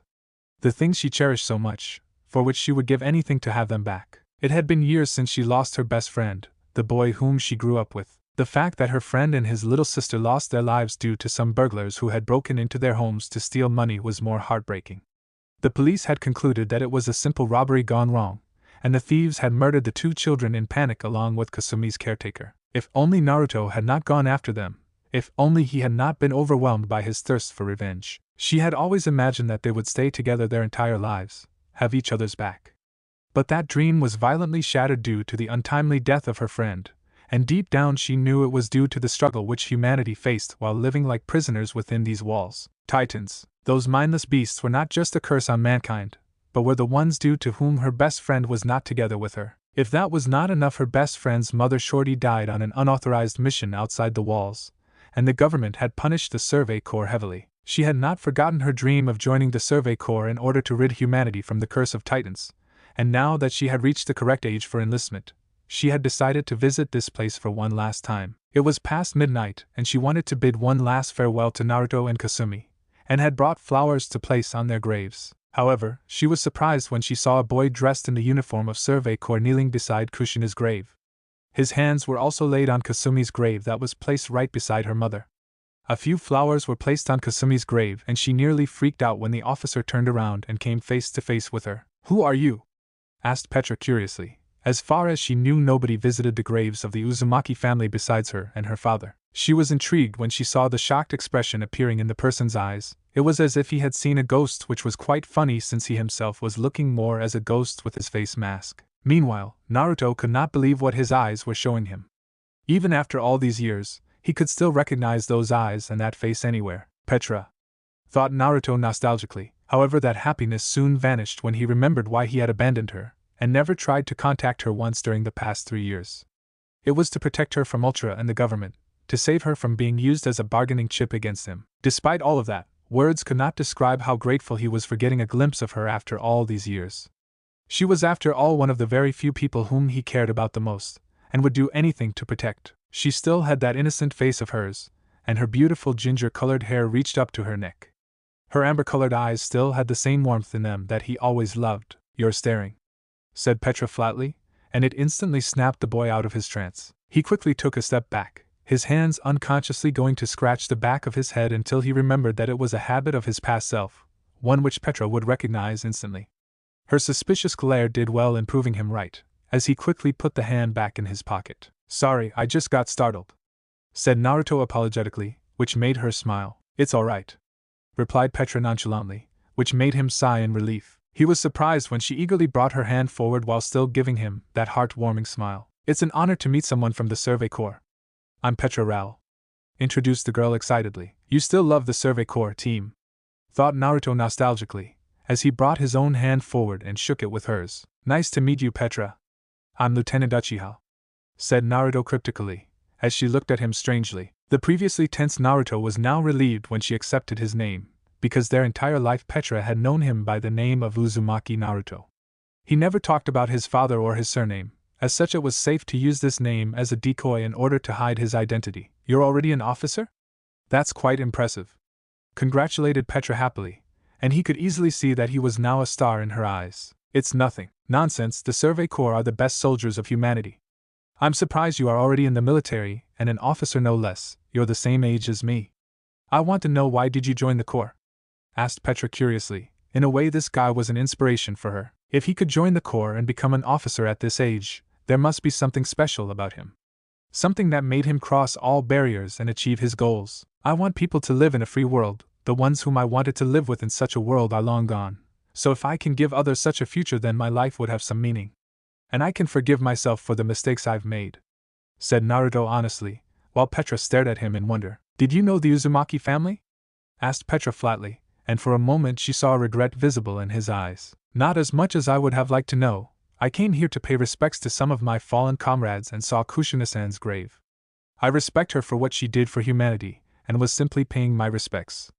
Hope it's not too much of a problem," said Naruto hopefully. She was left speechless after his words, and he merely gave her a small smile before starting to walk away. Watching him go away from here, made her feel something in her heart that had vanished since 3 years ago. A feeling of belonging, a new hope. Can you really think we can win against the Titans? We have failed in that job for the past 100 years. Shouted Petra quickly. You can't give up, Petra. We must keep on fighting, and one day we will succeed. There will be sacrifices and pain, but one day we shall gain our freedom from these walls. And the Survey Corps will fight till their last breath for this dream, I promise you, said Naruto confidently, and gave her one last sweet-eye smile before exiting from the cemetery. A bright smile came on her face as her previous depressed thoughts vanished, and she looked at the bright moon shining in the sky with a renewed hope. Her faith in her dream, in the fight against Titans, and the hope of winning someday was renewed by this boy. Thank you. Next day, the people of Zingashina district were gathered near the edges of Wall Maria. There was a new curiosity visible in the public, and with right reason, as after a long time the Survey Corps was initiating a new expedition which was sanctioned by the government itself. However, the reactions of the people to this new mission were different. The older ones, who had seen many such expeditions in the past, were cursing the government and the Survey Corps for wasting the taxpayers' money and precious resources. The younger ones and middle-aged people, while still being skeptical, still had hope that humanity might just gain a small victory this time, and they may be able to live a life outside the walls before they grew old and died. And the children, along with the teenagers, were looking at the soldiers seated on horses as if they were gods. In their eyes, these warriors were the coolest people among humanity. They were their heroes who would fight for their freedom. Among them were Armin, Mikasa, and Eren. Eren was practically having stars in his eyes as he watched two young boys barely 2 to 3 years older than him seated on horses, and who were at the front of the expedition. One of them was seated upon a white horse, which actually matched his gray-colored hair.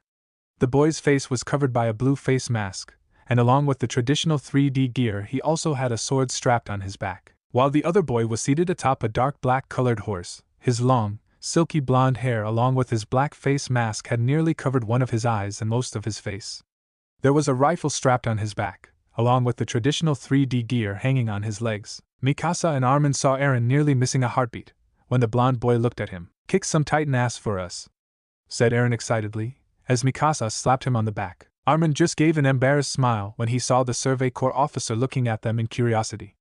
Although he didn't miss the surprise in the boy's eyes when his gaze landed on Mikasa, but after a few moments he gave them a nod. "You can count on it," promised the blonde boy confidently. "Sir." Mikasa and her friends, and every person in the area were left dumbfounded when a Survey Corps soldier in his 20s stepped beside the two young boys and gave them salutes. "It's time. The garrison forces have already driven away the Titans near this wall," said Eldo seriously, getting a nod from Kakashi and Naruto. 30 seconds before the gate opens. The people saw the two boys nodding to each other before turning their horses to face their soldiers, amidst the sound of the town bell and the opening sound of the gates. Both the boys unleashed their swords and raised it in the air. "Humanity will take a step towards victory today," said Kakashi victoriously, and the confident shouts from his platoon did well in cheering up the skeptical people of Wall Maria. Naruto raised his horse high in the air as the gates opened up. Turning around, he looked at his soldiers one last time before raising his rifle in the air. "Let's kick their ugly asses," shouted Naruto. "Yeah!" With one loud roar, the men bearing the wings of freedom marched proudly through the gates straight into enemy territory. We will now begin the 54th expedition beyond the walls. Charge. Chapter 8. Combat. "Hey, Jenny, do you think our leader is really fit to lead us?" "Yeah, Bill's right. He's far younger than us. Hell, I've been in the Survey Corps longer than he has." "I agree. If he was assigned the task of finding those herbs, then it would have been fine. But can we really trust him to make the right decisions in actual combat against Titans? He can get us all killed. Have you forgotten he is the son of that traitor Shui? Can we really trust such a guy? A snake will always remain a snake, no matter how much it tries to deceive others." Kakashi barely glanced at the back, but his sharp ears could easily pick up the discontent prevalent among Naruto's platoon. To put it simply, besides Eldo, Gunther, and Alyo, the others didn't trust him or even respect him. Many things had changed in his friend's life over the years, except that he was still a pariah among his own people. Fortunately, the same could not be said for his squad, as their mission was relatively easy and so people were less skeptical about his skills. "Shut it, you guys. He has been chosen and trained by Captain Levi himself. It means you don't even trust the captain?" asked Colin sharply, making the doubtful soldiers in her squad flinch. Kakashi smiled a little when he saw her fighting for him. It had always been like this. Colin had always defended and stood by Naruto every time, even on that day with their encounter against Shui. She was the only one who didn't betray Naruto. He knew why she fought so hard for him, felt so much when someone doubted or insulted him, but looking at his stoic friend who was calmly riding atop a dark horse made him sigh tiredly. He was aware that Naruto had listened to the entire conversation, but if only everyone knew that there were only two reasons for which Naruto was living till this day: to rescue his mother, and to kill his father with his own hands. Revenge, thought Kakashi disappointedly, as he knew that was the only emotion which had driven Naruto so far. Revenge against Shisui Uchiha, revenge against Titans, revenge against Ultra, revenge against the royal government. A heart full of hatred and regret. That was who Naruto Uchiha was, and the sad part was that perhaps Colin was in love with such a man. Naruto. The said boy looked towards his side and saw Kakashi looking at him seriously. He looked ahead for a moment and saw the separation point approaching. Remember, you are the leader of your platoon. It's your job to get these guys back home alive, advised Kakashi sagely, receiving a sharp glare in return. Our only task is capturing a Titan and bringing it back. There can be no victory without sacrifice. This is the motto of the Survey Corps, replied Naruto flatly, getting a nod from his best friend. True, but these people trust you to make the right decision.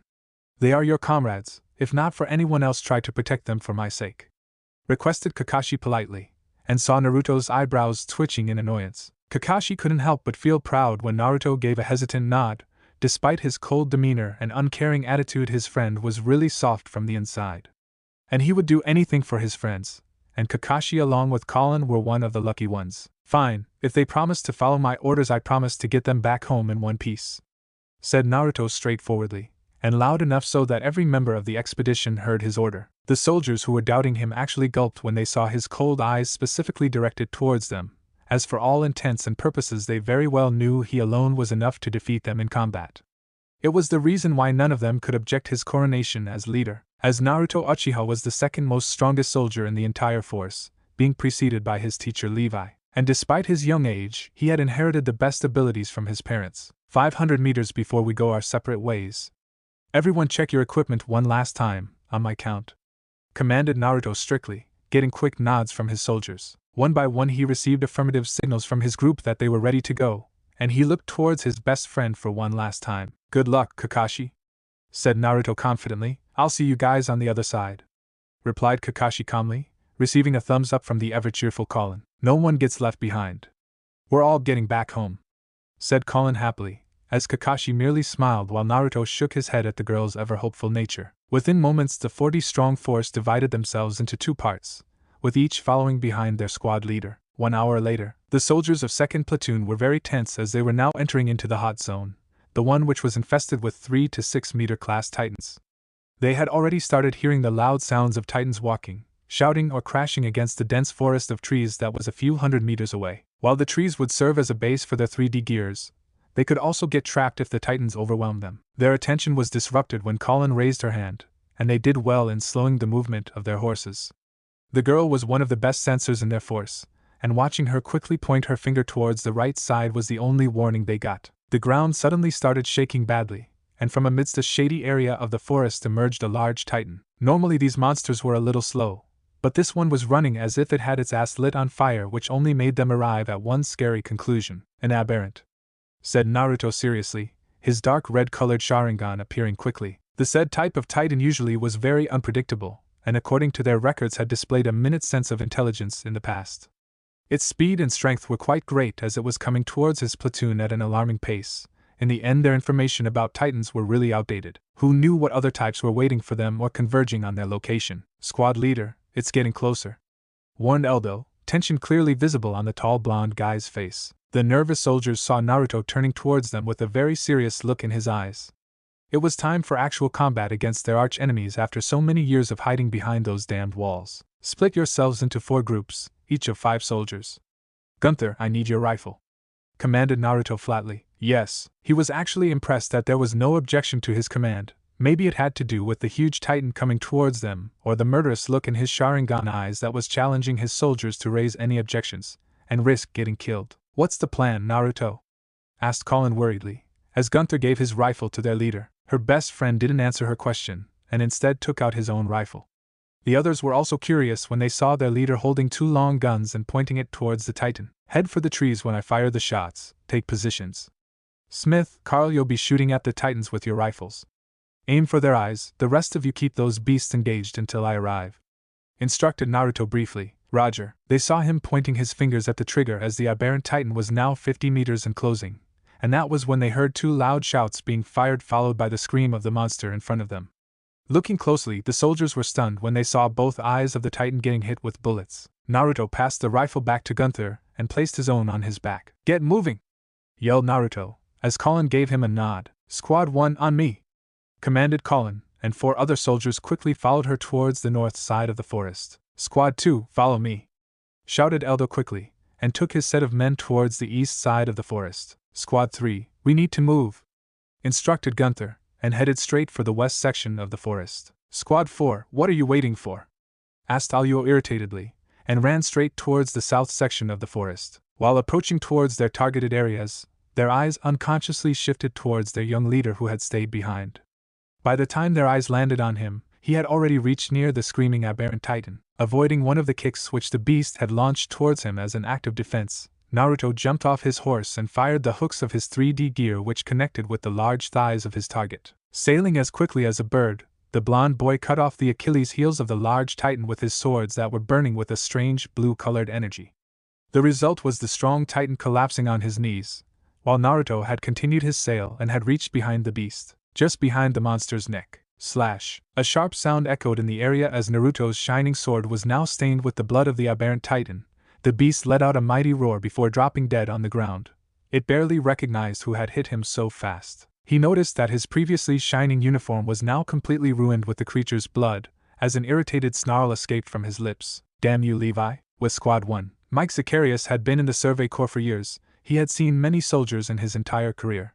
Some were fools, some were brave, some were smart and cunning, and yet he found himself confused when it came to Kakashi Hatake. The boy actually fit all the profiles which he just mentioned. They had just heard the sound of gunfire, which meant that their comrades had encountered the Titans, and Kakashi easily had tension and concern visible in his young eyes. After all, 2 of his best friends were out there. "Hatake, concentrate on the objective," scolded Mike. Kakashi flinched when he heard the harsh tone of his superior. Among all the soldiers in their force, he respected Mike the most.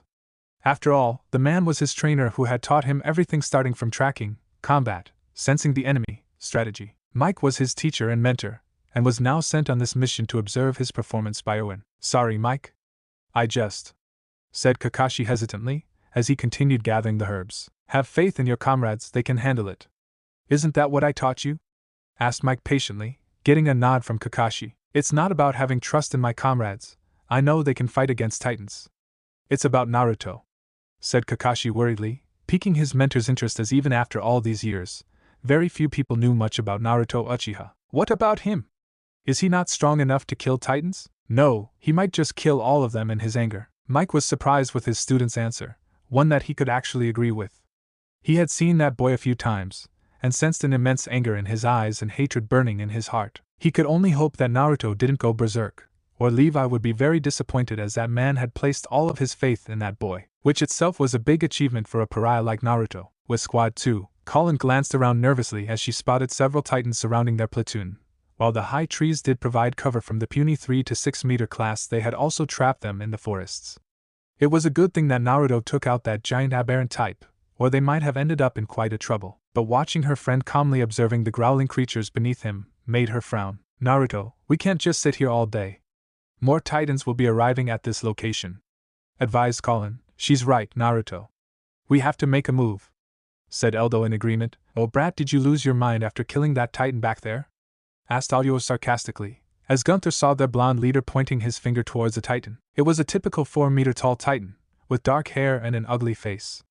Besides from being the farthest one away from their range, there was hardly any unique features about the beast. "We will capture that one," said Naruto calmly, and smiled when he saw the irritated expressions on his soldier's face. "Are you insane?"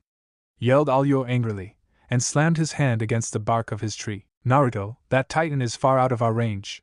We have already got 2 men injured, and we will lose many if we try to capture that one," suggested Gunther flatly. "We should aim for the ones that are closer to us," said Eldo seriously, but Naruto shook his head. The sarcastic soldiers and his men were doing well in fending off the few Titans trying to attack them, while providing a free passage for the injured soldiers driving the cart to make a dash towards their leader. He barely managed to dodge a punch that would have shattered his brains, and quickly did a 180 overturn by firing his 3D gear's hooks at one of the higher branches across a tree.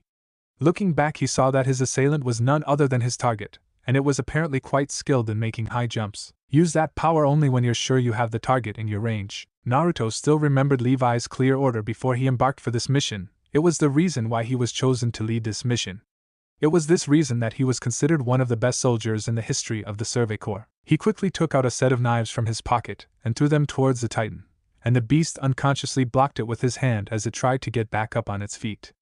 The momentary lapse made by the Titan provided him enough time to jump on the beast's hand. He had to jump again when the Titan tried to shake him off by violently moving his hands in the air, only if it knew that its fate was sealed. Alyo had just arrived near the designated position when he saw Naruto flying in the air and making a hand seal. Slash. Two long chains emerged from the palms of his hands and he fired them straight towards the Titan's eyes, making it shriek as those eyes were pierced by the new weapon.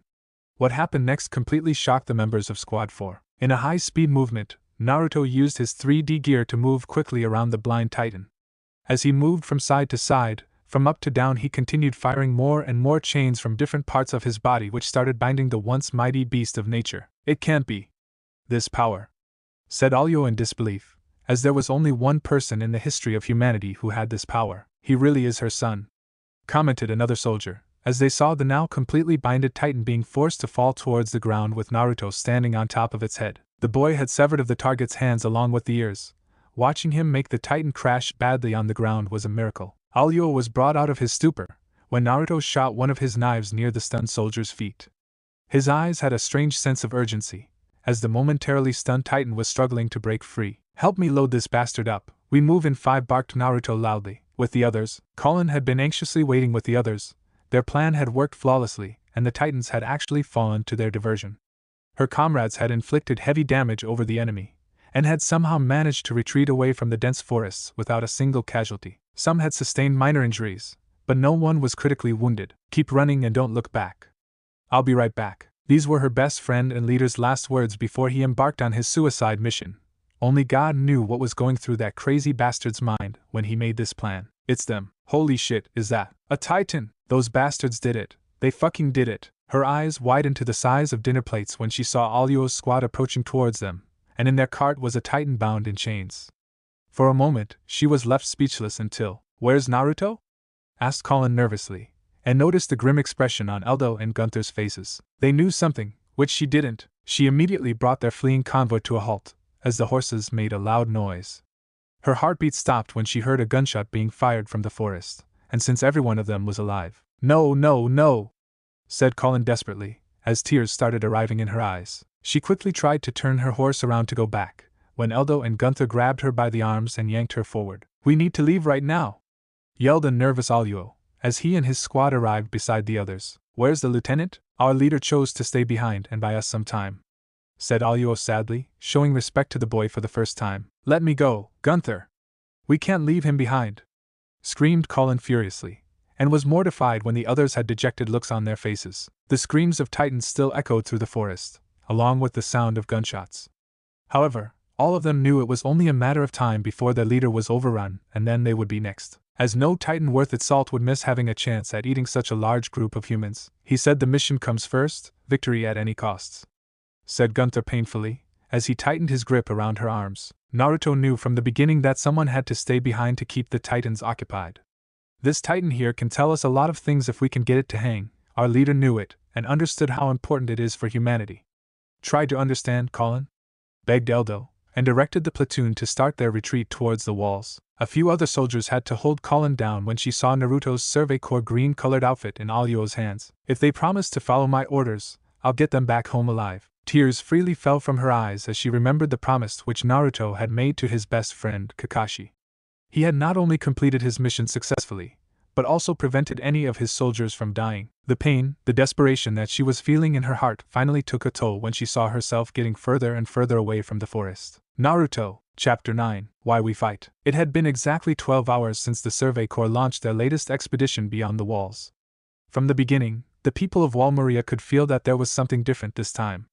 The soldiers of the Legion seemed far more determined and focused, which only hinted to something big happening. If that was not enough, then now they had the leader of that outfit along with Captain Levi standing near the gates, along with almost the entire Survey Corps force. The sun could be seen setting in the sky and everyone knew it was time for their brave hearts to come back home. The only question was how many would return.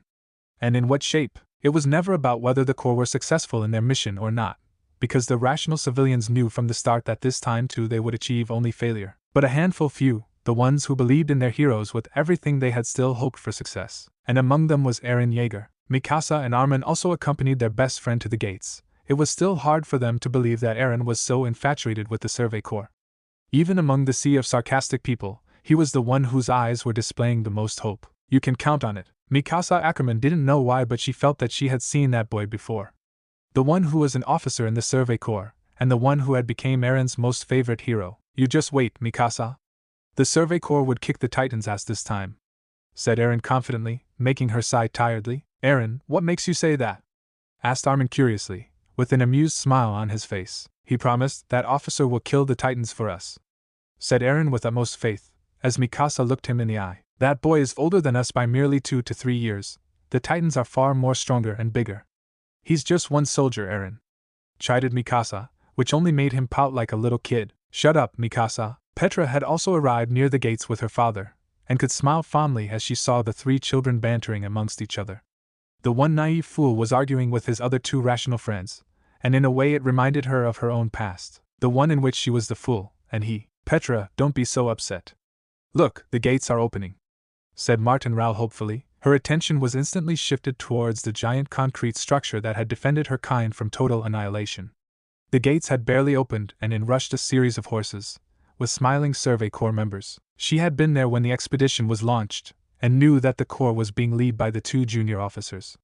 One was the boy whom she met in the cemetery, Lieutenant Uchiha, and the other was the silver-haired boy seated atop a white horse. There were a few people injured in his squad, but surprisingly his entire squad was alive. He came forward and gave a respectful salute to Owen and Levi. Lieutenant Kakashi Hataki reporting with Platoon 1, sir, said Kakashi crisply, as Owen gave a nod. Levi looked behind Kakashi and saw Mike Sicarius, who had a faint smile on his face, and gave a silent nod while looking towards Kakashi, which made Levi sigh in relief. What about your mission? Asked Owen seriously, and Kakashi noticed the stares of not only the people of Wall Maria but his own comrades as well. He gave an eye smile which brought disbelieving looks on the faces of the civilians and few of his own comrades as well. Mission successful, Commander. We retrieved our target and didn't sustain a single casualty, replied Kakashi proudly, making Owen smirk. Good work, officer. Thank you, sir. Kakashi then looked towards Levi, as the man was the only one who could answer the question he eagerly wanted to ask. Where's Platoon 2 led by Lieutenant Uchiha? Asked Kakashi curiously, as he could see the sun was just about to set. His friends should have been here by now. What the hell was going on? Levi was cut short when the loud bells started ringing, and his 2 soldiers that were standing as scouts on top of the wall had shocked look on their faces, which only meant, soldiers, take the civilians back now, shouted Levi quickly. Immediately the garrison forces along with the soldiers of the Scouting Legion made the people of Wall Maria take several steps back, clearing a large portion of the road. A few moments later, another series of horses appeared through the gates, but, unlike the first platoon who were smiling despite being injured, the members of second platoon had defeated expressions on their faces. None of them seemed to be injured either, and then the cart came. Titan, the beasts are inside. The civilians didn't take a moment to freak out and were about to erupt into further panic, when Owen fired a gunshot in the air. The terrified people quickly ceased their mad dash when they saw Owen pointing towards the cart. We have captured that Titan, it's completely helpless. You're safe, said Owen proudly. The people could not believe their eyes when they saw their arch-enemy bound in chains. For majority of them it was the first time they had seen such beasts. 4 members of the Survey Corps had placed rifles on every vital part of the beast's body, ready to subdue it if it even moved an inch, while 2 injured soldiers were driving the cart, that was being carried by a lot of horses. The remaining members of the squad had formed a protective perimeter around the cart, but something was wrong. In spite of being proud for their monumental achievement, the soldiers had dejected expressions on their faces and were not even looking in the eyes of the overjoyed people, or even their proud commanders. Meanwhile, Eren and Petra were hurriedly searching for the officer leading this platoon, the one who had achieved such a great victory. For Eren, this was a dream come true, a huge victory against humanity's fight with the Titans. Report, said Levi strictly, although a small part of his heart had already predicted the reason behind the gloomy faces of his men. Surprisingly, Gunther, Eldo and Aluo stepped forward and gave him respectful salutes. The second platoon have successfully completed their mission by capturing a 4-meter class Titan. 2 of our soldiers are injured and need medical attention, said Gunther cryptically. The rest of us are fine, Captain, said Eldo hesitantly, as Levi's eyes landed on the bloodied shirt in Aluo's hand. Where's your commanding officer? Where's Lieutenant Uchiha? Asked Levi seriously. At that moment, Alyo came forward and respectfully presented the bloodied green-colored shirt, the one which was still shining the wings of freedom on it. This was all we managed to bring back, said Alyo quietly, completely in contrast to his boastful nature. He was surprised when a horse came beside him, and a second later he was grabbed roughly by the collar. Looking up, he came face to face with the piercing eyes of Kakashi Hatake. Where is my friend? Answer me, soldier, ordered Kakashi furiously. The pressure being leaked from his body was enough to scare the people around him. Surprisingly, Alyo didn't have any sarcastic remark or any will to shout at Kakashi. He was simply tired. Lieutenant Uchiha was the one who single-handedly captured this titan, but, said Alyo hesitantly, every single person in the area were violently shocked on hearing this information. Their rational minds couldn't believe that a 13 to 14-year-old kid had managed to do something which no human had ever done. However, a few people were more worried about their hero's fate rather than gloating or questioning his victory. Answer me, Alyo! Yelled Kakashi angrily. Kakashi. The said boy looked behind and his eyes widened when he noticed a tearful Kallen in front of him. She looked completely disheveled and heartbroken. And there could only be one reason for it. Lieutenant Uchiha stayed behind in order to buy his platoon time to escape with this titan, answered Eldo regretfully. The previously overjoyed atmosphere of Wall Maria suddenly found itself turning depressing. Maybe it had to do with the fact that none of the soldiers from 2nd Platoon seemed to be happy with the final outcome. The pain of losing their leader was more than the happiness of their victory. Eren saw Kakashi's gaze lowering to the ground. The young officer's fists clenched tightly as he muttered more on. What happened out there? Asked Owen seriously. Even he could recognize that this victory was achieved at a huge cost. Everyone's gaze then shifted towards Alyo and his squad as they were the ones who were seen with their fallen comrade the last time. Alyo merely gave a nod and stepped forward in order to answer the question raised by their supreme commander. Flashback few hours ago, the members of Squad 4 looked at each other with fearful expressions in their eyes. While they had managed to capture and place their titan on the cart, something else had happened. They had ran out of time as their other squads had already performed their diversion and had now retreated. We're surrounded by 35 to 40 titans, at least, said Naruto seriously. His eyes were closed, and he had placed one of his fingers on the ground. Oh no, said Alan, who was already injured and was sitting in the driver's seat of the cart. Don't tell me we are going to get eaten? I don't want to die like this, man, replied Misha in a terrified voice. Silence. The terrified young soldiers had to stop their ramblings when Alyo scolded them, and they did well in obeying the senior member of their squad. Panicking was the last thing they needed right now. There are 6 of us including the lieutenant, said Alyo seriously, gaining a nod from Million. He's right, we should set up an ambush and try to take the remaining titans one by one at a time, suggested Million, but Victor shook his head in negative. We don't have the gas to perform such an ambush. There is barely a few ounces of gases in our 3D gears chambers. We'll need that during retreat. One of us will have to divert their attention, allowing the others time to escape, advised Victory in a grave voice. A decoy? Asked Alan, as he knew he was injured and was the prime candidate for this job. It means certain death, said an injured Misha in fear, as her leg was also broken and she was simply useless aside from driving the cart with Alan. Alyo noticed the members of his squad were now looking at each other, their terrified eyes asking the same question to each other. Who would be the one martyr? His eyes then shifted towards Naruto, who had casually observed the entire conversation the entire time. Alyo could not help but get angry at the boy for purposefully getting them into this mess. And now he was calmly waiting for one of his soldiers to sacrifice himself? That bought our thought Alyo, but stopped when Naruto took a deep breath. I'll be the decoy, you guys get out of here with this titan, ordered Naruto flatly. There was no hesitation or any kind of remorse in his voice. He was merely taking this decision just like he made the ones before them, with a calm and rational mind. Hell no, LT. We would be ashamed if we let an officer die, argued Victor valiantly. Victor's right, it is the duty of us soldiers to protect the officers. And you're the youngest amongst us, even if you are our superior it is our moral duty to watch over you, replied Million hesitantly, and started to get up in order to be the decoy. However, she was stopped when Naruto raised his own hand and directed her to sit back down. Oh, so you've finally decided to be the hero. You've got some balls, kid, said Alyo sarcastically. There was no way the boy was actually going to be the decoy. He was sure Naruto was simply making this offer as a formality in order to pressure the other soldiers to take his place, and it was even working. Alyo, you're out of line, scolded Victor in an irritated voice. If you don't want to be the decoy, then shut the fuck up, coward, snarled Million furiously, and her furious eyes did well in silencing him. It is an officer's duty to get his soldiers back home alive, and whether you accept it or not I'm the only one who can fight against these many titans at the same time. Alan and Misha are injured and you need them to drive the cart. Aluo and Victor are needed to protect the squad if you're attacked on the way back to the walls. Million, you need to keep an eye on the Titan at all times. It is your responsibility to make sure it does not get free and escape. This decision is purely based on logic and on the rules of the Survey Corps. The mission comes first, and the fate of our organization depends on our success, explained Naruto patiently. Naruto, all of us have our fair share of differences, but it is vital that we look at the situation rationally and make the correct decisions. I will not make any decisions that would unnecessarily put your lives at risk. Regardless, this is not your end. Just like all brave soldiers of the Survey Corps, your day will come too. Till that day, perform your duties to the best of your abilities," said Naruto seriously. He then took out some extra cartridges from Alan and Misha's rifles and put them in his own pocket. Next he loaded his rifle with a fresh round and did one last check over his 3D gear. Watching him do all this actually broke Aluo out of his disbelief. The boy was really going to be the decoy. "You," said Aluo in shock, as Naruto got up without any hesitation. "I'll draw their attention with gunfire. You'll have 5 minutes to get out of this forest. Don't look back, don't hesitate, this is an order," commanded Naruto strictly, as his soldiers gave sad nods. They saw him actually smiling a bit, which was completely in contrast with what he was supposed to feel due to his decision. "Tell Kakashi to continue to protect humanity. With him fighting for us, I'm sure we can win one day. And make sure Colin gets back to the walls safe and unharmed. Promise me?"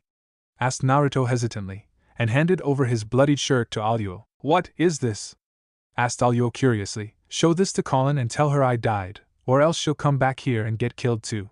Colin's a good soldier, but she's too emotional when it comes to her friends. The safety of the platoon is our only priority. Tell Eldo that he's the leader now," instructed Naruto calmly. "Yes, sir." He then turned around as his fingers grabbed the trigger of his kunai launcher, as the sound of Titans approaching became more clear. "Everyone, take care of humanity." Flashback end. A grave silence descended upon the entire area by the time Aluo had finished narrating what had happened, and only the sound of cold gusts blowing across the area could be heard. Neither the soldiers or the civilians knew what to say or feel, as everyone was having different reactions. Kakashi had his head down and dumbly accepted his best friend's bloodied shirt, while Colin had erupted into another fit of tears as Aluo had just now told the deception which Naruto had used to send her away. "All right, mission accomplished. Let's get back to base," said Levi in an uncaring voice, and turned his horse. The civilians were surprised with the officer's indifferent attitude. It was as if the death of one of his bravest and most talented soldiers didn't affect him at all. As if the boy was a piece on the chessboard which had been sacrificed for greater gains, which right now was the 4-meter Titan that was bound in the cart. Even the Survey Corps soldiers started moving towards their base in a solemn manner, until Levi was hit by a small stone straight on his head. His comrades actually flinched when the dangerous captain turned around to look at the miscreant, only to find himself grazing at a furious Eren Yeager who was quickly being dragged back among the crowd by 2 other children. "Stop, you 3. Levi's commanding voice was the only thing that was needed, and the garrison soldiers instantly surrounded the 3 kids. It didn't take Armin a moment to come forward and give an apologetic bow to Levi. "I'm sorry on his behalf, Captain. He just acted out of the blue," said Armin worriedly, as Mikasa had strongly placed one of her hands over Eren's mouth. Even that didn't stop the boy from mumbling loudly, as he glared daggers at Levi, eyes burning with disgust and hatred. Petra, who had been saddened on hearing the demise of that brave officer, couldn't help but cower in fear when she saw the infamous Levi gesturing Eren to come towards him. The kid had balls to attempt something like that in front of the entire Survey Corps. "Levi, are you sure about this?" asked Owen calmly. "It's necessary, Owen," replied Levi coolly. He was actually quite interested when Eren didn't lose any of his pent-up anger and disgust which he had for him, and defiantly stood beside his horse. "Why did you hit me?" asked Levi flatly, and noticed the boy's fists clenching tightly. "How can you just brush aside your own officer? He died for your soldiers and the Survey Corps," shouted Eren angrily. To think one of his heroes was thrown aside like a piece of trash was simply insulting. "And? What of it? Was I supposed to cry?" asked Levi in a cold voice. Those questions actually made the people flinch, while Eren was shocked beyond measure and pointed a shaky finger towards Levi. "You, brat, we're a hard bunch to please. Humanity first, society first, platoon first, that is the motto of the Survey Corps. An officer is not just recognized by his rank or these shiny wings of freedom on his chest. He is the one who is the first to step on the battlefield, first to face the Titans, and the last to evacuate from the area only after all his soldiers have retreated," explained Levi straightforwardly, and saw some of the anger in Eren's eyes decreasing. Even his own soldiers that had been irked by his behavior could now understand what he was trying to say, Even Kakashi and Colin had decided to remain silent as they knew this was what Naruto would have expected when he made his choice. "Hi," said Eren hesitantly. "What's your name?" asked Levi curiously. "Eren Yeager." "Then let me ask you something, Eren. Can you die for humanity? Fight for something other than yourself? Believe in something other than yourself? In the face of death, do you have the mind and strength to make the right choices as Lieutenant Uchiha?" asked Levi seriously, as slowly the boy's resolve broke. Seeing the boy becoming silent made Levi sigh. He then went towards Kakashi and picked up the Wings of Freedom badge from Naruto's bloodied shirt. Hopping off from his horse, he kneeled towards Eren and offered him the badge. "These saved soldiers standing around you, this Titan that has been captured, and this badge is a proof that Lieutenant Uchiha still lives in our hearts. The Survey Corps seek neither glory or recognition, we only want humanity free from the clutches of the Titans. And I swear to you, Eren Yeager, that we will exterminate the Titans to the last filthy beast." Promised Levi, a strange determination burning in his eyes which was more than enough to convince the saddened Eren as he gave a nod. It didn't take more than a few seconds for Mikasa to come forward and violently drag Eren back as quickly as possible into the crowd. Armin too disappeared amongst the sea of people, as for the first time Levi saw pride and acknowledging looks in the eyes of the people. Moments later clapping started amongst the crowd with the people loudly praising his soldiers. Some were saluting them. Being respected for their sacrifice and that of their officer was the last straw which made many Survey Corps soldiers erupt into tears, years of suffering and pain finally taking a toll on them. Owen actually had a smile on his face, as Levi hopped back on his horse and entire streets of people were now bowing to them and their soldiers. "You did good there, Levi," complimented Erwin honestly, but Levi shook his head and directly looked into the eyes of his friend. It was Naruto. Mikasa was quite worried. Never in their entire lives had 5 minutes passed when Eren would maintain silence. He always had something to say no matter the situation. But since the past 1 hour, her friend/adoptive brother had not uttered a word. Instead, the boastful boy was simply staring at the blood-stained Wings of Freedom given to him by Levi. Even Armin was extremely troubled with Eren's silence. While it was true that Eren adored the Survey Corps, had the reality presented to him by Levi really shook him up. You can count on it. They could still remember the lieutenant's last words, his smile, the confidence in his eyes, and now he was gone. He was the last of his clan, said Armin quietly, as he had heard a few Survey Corps soldiers saying this amongst themselves. Mikasa was surprised when those words snapped Eren out of his trance, and he was intensely gazing into his friend's eyes as all 3 of them sat near the lake. "What did you say, Armin?"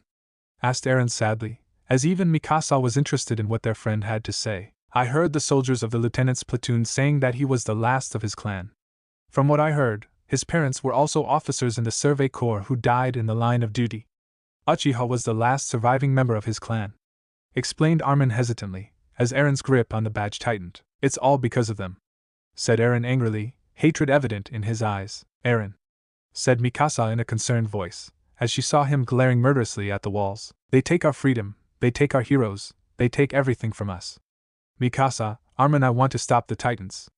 "No, I want to kill every last one of them," said Eren firmly, surprising his friends as there was something different in his voice now. Mikasa had known him for years, and watching the fire burning in his eyes was enough to prove that something had changed in him.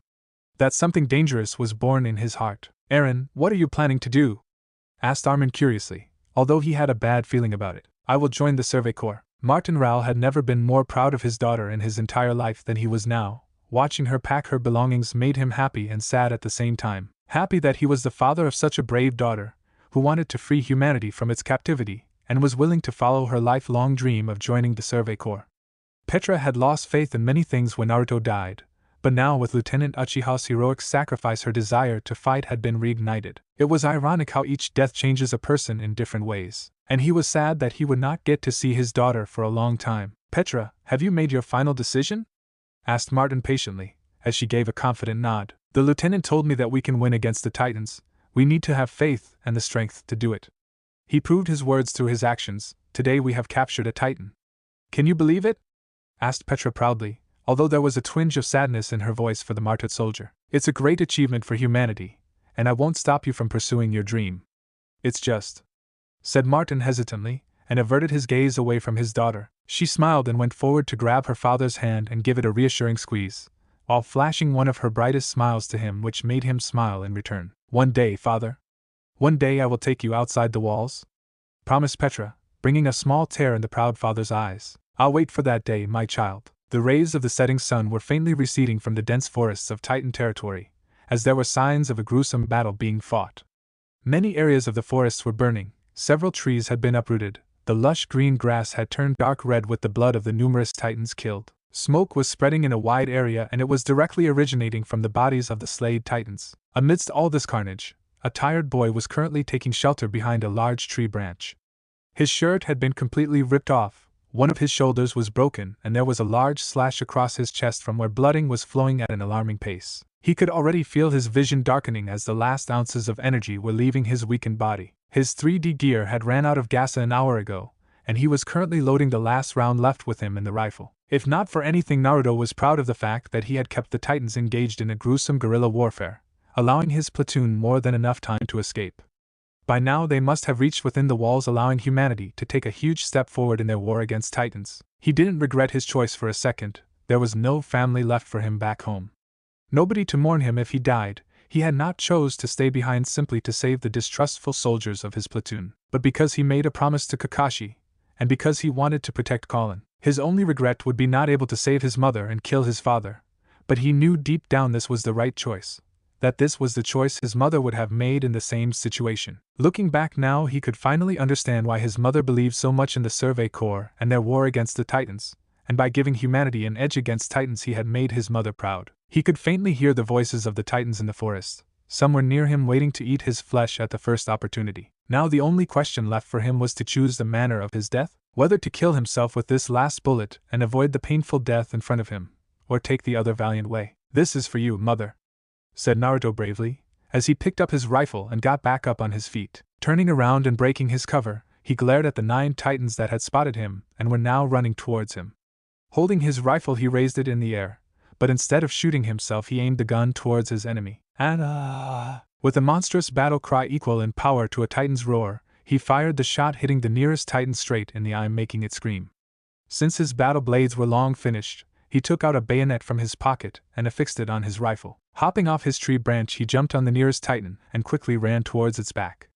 He was using the last ounces of his mysterious energy to maintain his hold over the beast's body, and in a few seconds he reached his position and sliced his opponent's weak spot, killing it instantly. With the power of his bodily energy flowing across his bayonet, it was turned even more sharper than a normal blade, and with it he sliced open the neck of another charging titan before slicing the back area of his nest. The cat and mouse game continued for a few minutes as the titans desperately tried to grab him, but his smaller size and commendable reflexes allowed him to hop from titan to titan.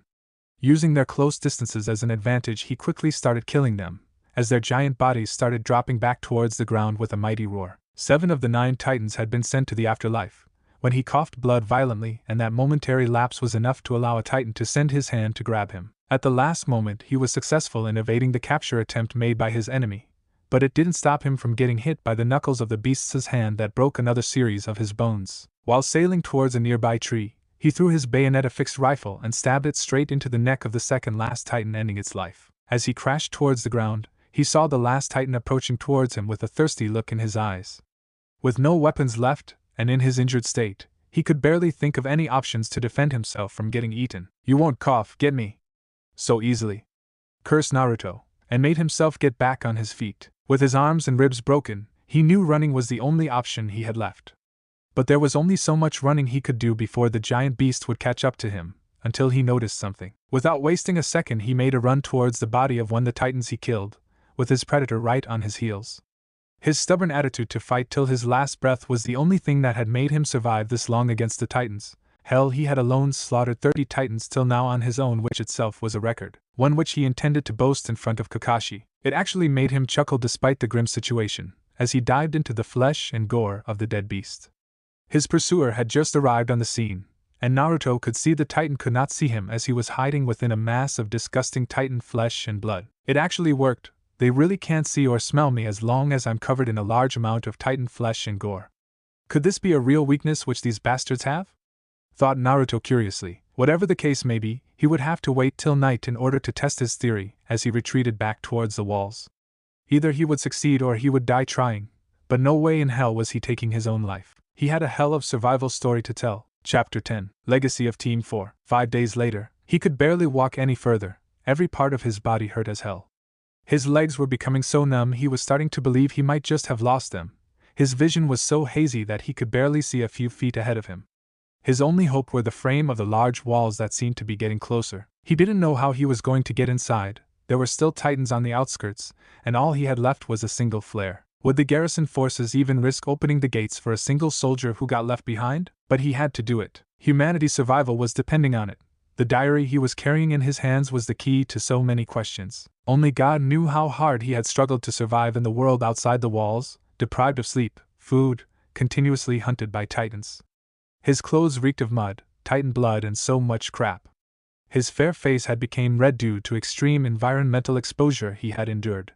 Thankfully, he had been able to find a small stream on his way back, or he would have definitely died due to lack of water in his body. Not only had he learned a few tricks that could increase the survival chances of Survey Corps in the war against Titans, but with the information which he was bringing back would definitely help clear the tainted name of his mother and her team. Their sacrifice would finally be recognized by the government. Only 1 more kilometer. His eyes widened in horror when his weak legs gave out and he collapsed flat on the ground. He tried to crawl, but couldn't make himself move beyond a few meters. The tired officer's gaze landed on the flare gun hanging on his thigh. No, pant. More. I can't. Knowing he couldn't move any further, he fired the last flare he had as the bright red smoke screen sent a clear signal across to any garrison soldier standing guard around Wall Maria. Red smoke was generally used to signify the sighting of Titans, but in case of rare emergencies it was also used to imply that a soldier needed help. He effectively placed the precious diary on the bark of a tree and took cover beneath it. The guards would definitely able to zero in on the source of the smoke and see his body. At the very least they would send out a search party to investigate, and they would find this important diary. He had done everything in his power, everything he was taught in training to survive in what was perhaps the most difficult mission humanity had undertaken in a long time. The only thing he could hope for now would be rescue teams getting to him first. Before the Titans did, however, those beasts would certainly not going to enjoy eating him. I taste and smell like shit either way, joked the young boy, before falling into a deep slumber. Zenhishina District. Captain Hannes of the garrison forces had a very troublesome time these days. His previously boring job, which required slim to no work, had suddenly become an eyesore in the eyes of the people. Sure, before the people didn't like how idly the garrison forces acted and didn't aid much in humanity's fight against Titans, but they were usually saved since the Survey Corps also didn't earn any great victories with their useless expeditions, so the people's ire was mostly directed towards the heroes of humanity rather than people like him. However, things had changed now. With the capture of a Titan, the Survey Corps had proved their worth to humanity and regained their lost respect. And now, with no one else to curse at, the people had started getting irritated with the garrison and people like him. His soldiers quickly needed to prove they were needed or their livelihoods would be at stake. The free donations which people gave them regularly were decreasing day by day. Captain, red smoke! Screamed a young 20-year-old girl. He quickly ordered his nearby soldiers to give him their small telescope, and it took the lazy bums 5 fucking minutes to find such a thing. And humanity had entrusted these idiots with their safety? Instead of getting angry at his men, his focus was on discovering why a red smoke was fired from outside the walls.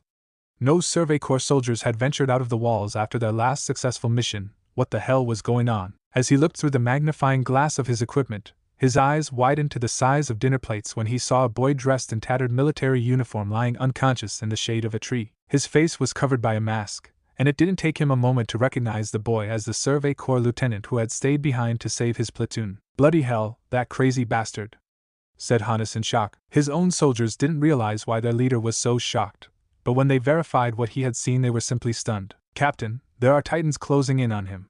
Distance 4 kilometers and closing, said another young soldier urgently. They must have heard the sound of that flare getting fired from its gun. Those filthy beasts. What should we do? They were surprised when the usually drunk Hannes turned towards them with a renowned fire burning in his eyes. Team 1, load up the cannons. Drive the nearby Titans away from the walls, barked Hannes, completely surprising his soldiers. Sir, Team 2, get ready to open the gates as soon as the Titans are driven away. Team 3, get your gear and horses ready as you will be accompanying me. We are getting that boy back, ordered Hannes quickly. Sir, we cannot venture outside the walls without prior government permission, said his second in command nervously. Let's inform the Survey Corps.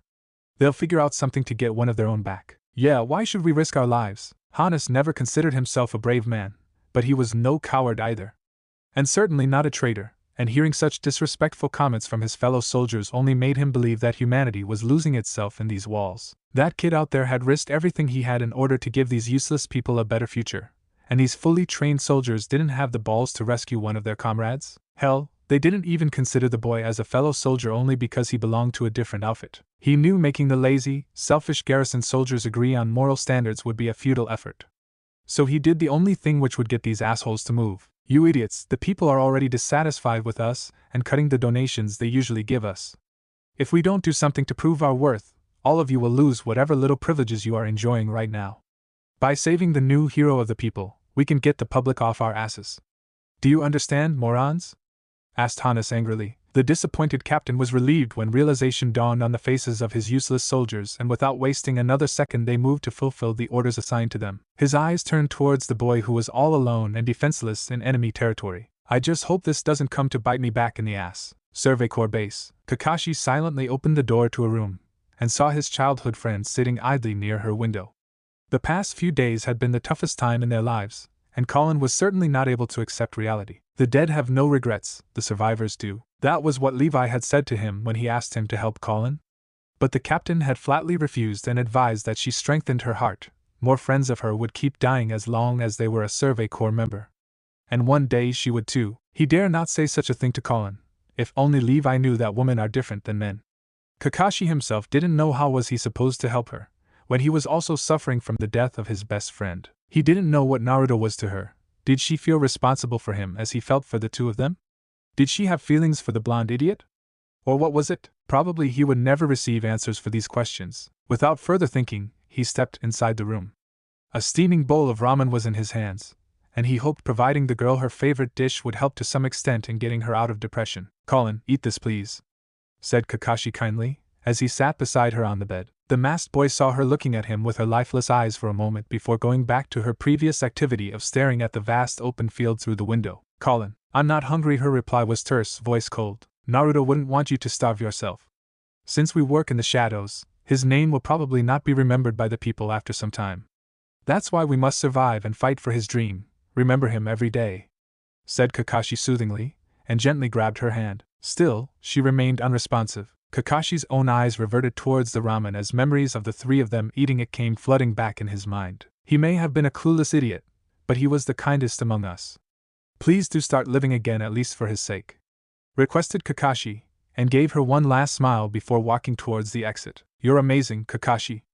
Our best friend died, and still you're so composed, she said, sarcasm and disappointment evident in her eyes. He had his back turned towards her so she could not see his face, and it made her even more angry. I guess you're used to things like this, said Colin calmly. She saw his fists clenching tightly, as his body started trembling a little. Composed? Used to it? Asked Kakashi sadly. The next moment his hands roughly grabbed the collar of her shirt, and yanked her forward to bring her closer to him. Their lips were mere inches apart, but her eyes were only focused on the tears in his eyes. It's true that I've seen many lives fall before me. However, he was my best friend too, yelled Kakashi angrily, making her take a step back, but he didn't let go. Kakashi, this pain. No one gets used to it. But these emotions would affect our next mission. That's why I act like I'm fine, shouted Kakashi. We fight for humanity's survival just like Naruto. What good will I be if I can't fulfill the goal for which he sacrificed his life? And you call me composed, even I, said Kakashi hesitantly, and stopped himself from speaking any further. He let go of her collars and quickly started wiping the few tears he had in his eyes. Meanwhile, Colin felt even more miserable than before. To think that Kakashi would feel this way. That's right. From the very start he took care of me and Naruto. What the hell am I doing? I can't lose my nerve and hurt him like this. Being like this won't bring Naruto back. I have to move forward as a soldier, thought Colin with determination. Kakashi was definitely left speechless when she gave a tight slap to herself, the impact leaving a bright red mark on her fair cheeks as she hissed in pain. What are you doing, Colin? Asked Kakashi worriedly, as he gently rubbed the wounded skin on her face. That was me regaining focus. Don't worry about me, replied Colin seriously. He gently nursed the wound she had suffered on her own, but she grabbed his hand as an apologetic smile arrived on her lips. I'm sorry, Kakashi. I was inconsiderate of your feelings, said Colin remorsefully. Colin. She surprised him by helping him wipe his tears, followed by planting a soft kiss on his forehead, making his cheeks blush a little. What was this feeling in his gut? I promise you that I won't die. I will never make you sad like this again, pledged Colin, bringing a smile on his face. Thank you. We'll keep on fighting for Naruto's dream and free humanity from these walls and titans. We'll create the new world which Naruto dreamed of. A bright smile came on his face as he gave her a light hug, one which she returned without any hesitation. We will for sure. They were interrupted when one of the soldiers quickly barged into the room, disrupting their privacy.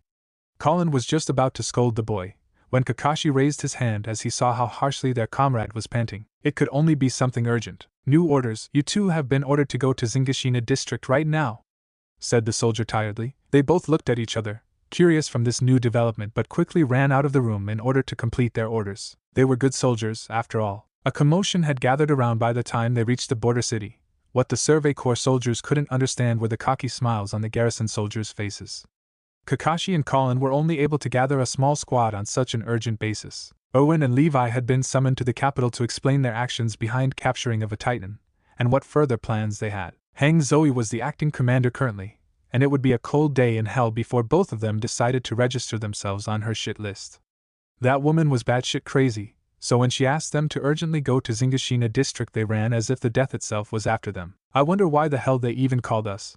It's not like there's a Titan crawling through the streets, and they need our help, said Colin sarcastically. Her eyes shifted towards Kakashi, who was eerily silent, and was sharply observing a corner in which guards had formed a perimeter in order to restrict the civilians from getting through. At the same time, Eren and Mikasa could not understand why Grisha Yeager had been called out here on an urgent basis. Their father/guardian was a doctor, and it only meant someone important was hurt, and the arrival of the Survey Corps only added to increase their suspicions. Meanwhile, Petra was keenly watching the red-haired Survey Corps girl. She was being shipped off to boot camp after 2 days, and looking at this girl made her confident that one day her dream of joining the Corps was going to be accomplished. Look, they're here, yelled a garrison soldier, attracting Hannes' attention. He waved over to Kakashi, who narrowed his eyes, and just when he was about to move towards the man, he caught a glimpse of someone. Naruto. His doubts were proved correct when Colin's eyes landed on their heavily injured friend, and she gave a harsh yank to her horse, making it charge quickly towards their injured comrade. He also approached towards the garrison commander, as a faint hope was born inside his heart. The overjoyed Survey Corps officers failed to notice 2 sets of eyes widening on hearing Colin's overjoyed voice. Eren couldn't understand why Mikasa had suddenly started trembling as her eyes were fixed on the 2 Survey Corps officers. It was as if she had seen them and the injured boy in the past. On the opposite side of the street, Petra Ral had also gone in a state of shock. That name, it couldn't be. Memories of their encounter in the cemetery, him placing flowers on Kushina and Kasumi's graves, that shy nature, that voice. The only thing that could discredit her claim was the blonde hair, but it was a single negative point against all the several other proofs. She tried to move closer in order to get a good look at his face, but was sternly stopped by the garrison forces. Her gaze hardened when she saw tears freely falling from the redhead girl's eyes as she cradled the injured boy in her lap. Naruto, is that really you? Thought Petra in shock. Kakashi was left speechless. He could not concentrate on the boasts which Hannes was making, or the surprise of his own soldiers, or Colin's overjoyed tears. His friend had made it back to the walls. It was a bloody miracle. You need to get him to a hospital quickly, said Grisha Yeager gravely. What happened? Is he injured? Asked Colin worriedly, as she tightened her embrace. He should be dead. There are several injuries over his body, possibly from Titan encounters. His body is badly dehydrated. I can't understand how he even managed to get here, explained Grisha seriously. Yeah, he would be dead if me and my boys didn't risk our lives to get him inside the walls. Still, he's a tough little bastard, said Hannes proudly, and was surprised when he received a crisp salute from Kakashi. Thank you for your help, Captain. We are in your debt. Now I would like to take him to our medical station. We won't forget what you did for us today, said Kakashi gratefully, earning a nod from Hannes. Glad to help. He was intrigued when Hannes took out a worn-out diary from his pocket and handed it over to him. The book had traces of blood and was not in a good condition. The garrison captain noticed his questioning look and pointed his finger towards Naruto. Your friend was holding it as if his life was depending on it. It took 2 men to get his hands off that diary, confessed Hannes. Kakashi curiously opened the first page, and the name Corporal Alex Krzyzewski was written on it. Below it was written the name of Team 4 along with a photograph. Observing closely, he was surprised when the people in the picture were Survey Corps soldiers. All of them were gathered around a red-headed woman. One look on Naruto's face was enough to show that this was his mother. He flipped a few more pages and saw the entry of the man's life as a child. He turned a few more pages until he reached the last one. Kakashi, we need to get Naruto to the hospital. Check the diary later, scolded Colin harshly, as Grisha finished bandaging some of the boy's wounds. Yeah, you're right. Closing the diary, he safely tucked it in his pocket and went forward to help Colin pick up their injured comrade. He smiled when the spark came back in her eyes and that of the other Survey Corps soldiers. Their hero was alive, and that was all that mattered to them. As they carried Naruto back to their medical station, they failed to miss Petra and Mikaso's eyes that were glued on Naruto's injured form. 1 week later, he slowly opened his eyes only to find Hangzhou inches away from his face. Freaking out, he nearly collapsed out of the bed, but Colin's firm hand prevented him from getting injured. "So, Sleeping Beauty is finally awake?" asked Hang curiously. "Captain, you scared me there," said Naruto tiredly, a sigh escaping from his lips. Not a moment later, a harsh slap impacted with the side of his face, creating a bright red mark. Before he could even get over his shock, a crying girl had swept him in a bear hug. "Sniff, don't ever do that again," said an overjoyed Colin, as she squeezed the bloody life out of him. He helplessly looked towards Hang, but she was busy reading a report, while Kakashi was standing in a corner whistling happily. The bastard was enjoying this. He wanted nothing more than to rip her away from his arms. No doubt he cared a lot about her, but he had taken a vow never to get too attached to any female ever again. Kakashi understood it, and tried to convey it to Colin many times, but she kept on coming like a moth attracted to flame. He valued her friendship and her presence in his life, but there was only one reason for which he was still prolonging his existence. But somehow he didn't have the heart to deny her the hug, even if it made him uncomfortable. You see, no matter how much of a bastard he was, there were some emotions he valued. So, he sat there as she cried and continued hugging him for 5 continuous minutes. Guess he should have gotten used to her antics over the years. Women, thought Naruto disappointedly. At last, his tough mask cracked and he hesitantly placed a hand on her back, which surprisingly reduced her crying. "It's okay. I'm back now," said Naruto carefully, choosing each word with great caution. Colin sniffed a little before smiling and breaking the hug, much to his relief. Naruto then immediately looked towards Hang, who was now looking at him directly, a serious expression visible in her eyes. And when Hangzhou was serious, "You better get your shit together." "Where did you find that diary?" asked Hang flatly. "I had to take several detours on my way back in order to avoid confrontation with Titans. The deviations indirectly led me to Sector 22, where I found a corpse on whom this diary was hanging. The deceased soldier was wearing the Survey Corps uniform," answered Naruto. His eyes narrowed when Hang went stiff as a rock. "Did you discover cause of death?" asked Hang quickly. "Stab wound to the heart, and a gunshot straight in the head. Corporal Alex Kruzweski of Team 4 was executed," announced Naruto dangerously. "See," was the only response from Hang. "It's not a coincidence, isn't it? One member of my mother's team was executed, and other died saving my life? And it all leads back to my father," said Naruto darkly, his voice full of hatred. Colin flinched when she saw the unending hatred burning in his eyes, and it made her extremely sad. "Get some rest," said Hang flatly, and exited quickly from the room. Colin glanced around nervously but saw Naruto eyeing Kakashi with a businesslike look, and with a quick hug she exited from the room too, leaving the two best friends alone. "You're hiding something," said Kakashi calmly, as Naruto sighed. "You know me too well, Kakashi," replied Naruto tiredly. "I'm listening." He tried to make Kakashi see reason, but his friends simply glared at him. Out with it, was the command visible in Kakashi's voice. "I heard voices in the forest, human voices.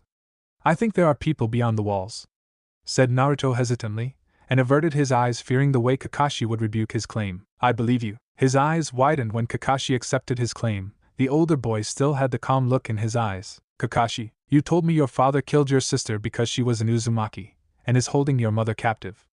He also said the answers you seek are within the walls. Everything leads back to you and your clan," explained Kakashi seriously. "If that was true, then he should have killed me too. I'm an Uzumaki too. He's simply trying to fool me again," said Naruto bitterly, but Kakashi shook his head. "Your hatred makes you blind. Naruto, I've been in the Survey Corps for years, and there are very interesting facts I learned about your parents. The reason your father didn't kill you is because you are just like him. You have his eyes, you have the same kind of hatred in your heart. Stop it. There is always a reason behind every action, that's all. I won't tell you how to deal with your father, but you are connected to this mess. We just have to figure out how," said Kakashi calmly, gaining a tired nod from his best friend. Naruto slowly got up from his bed and walked towards the window, his calm blue eyes observing the surroundings of Wall Maria. "Who is Petra Ral?" asked Kakashi curiously, as Naruto's eyebrows twitched in annoyance. "So you followed me to the cemetery that day," said Naruto irritatedly. "Just keeping you safe," mused Kakashi bemusedly. "There is something called privacy, you know." "Did you say something?" He sighed on his friend's antics, yet at the same time he valued it more than anything else. To some extent, Kakashi had been able to fill the void in his heart, which his family had created. "She was someone from a past I wished to forget," answered Naruto honestly. "A friend?" questioned Kakashi, my best friend. You're really strange, Naruto. You've got two amazing girls pining after you, and you always run away. Scaredy cat? Teased Kakashi, but stopped when he saw the look in the blonde boy's eyes. Women complicate things, and after what happened in the past, I don't want to get too close to any female ever. I've lived my life for the sake of one goal, and I don't expect Colin or Petra to understand. I walk the path of carnage and destruction, and if I get too attached, I won't be able to make the decisions which are needed to be made, explained Naruto seriously. I think they like you, both of them, said Kakashi hesitantly. There is nothing in me to like, Colin will see it in time. You're far better than me, a good guy. It should be you she should be worried about. She or Petra can neither stop me or save me from my path, answered Naruto confidently. Even if it means you have to sacrifice the most beautiful thing in life? Questioned Kakashi curiously. A person who can't sacrifice anything can never change anything. My war is with Titans and my father, both of whom are monsters.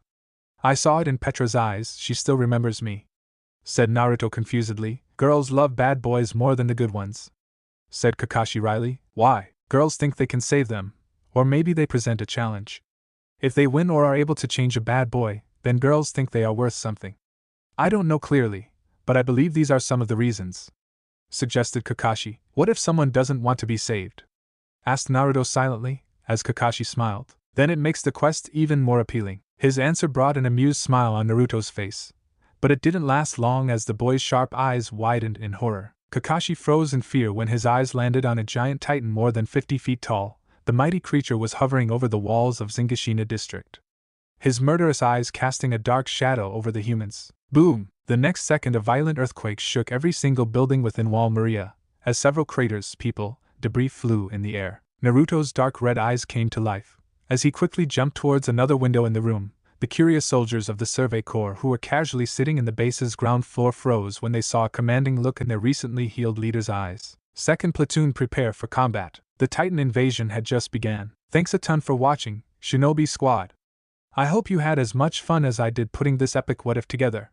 If you're ready for part 2 and beyond, make sure to smash that like button, subscribe, and hit the bell icon so you never miss a single twist in the story. Drop your thoughts, theories, or even wild ideas in the comments. I read every single one.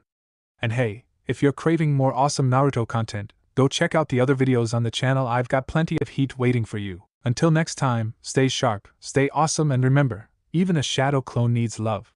Peace out, Shinobi!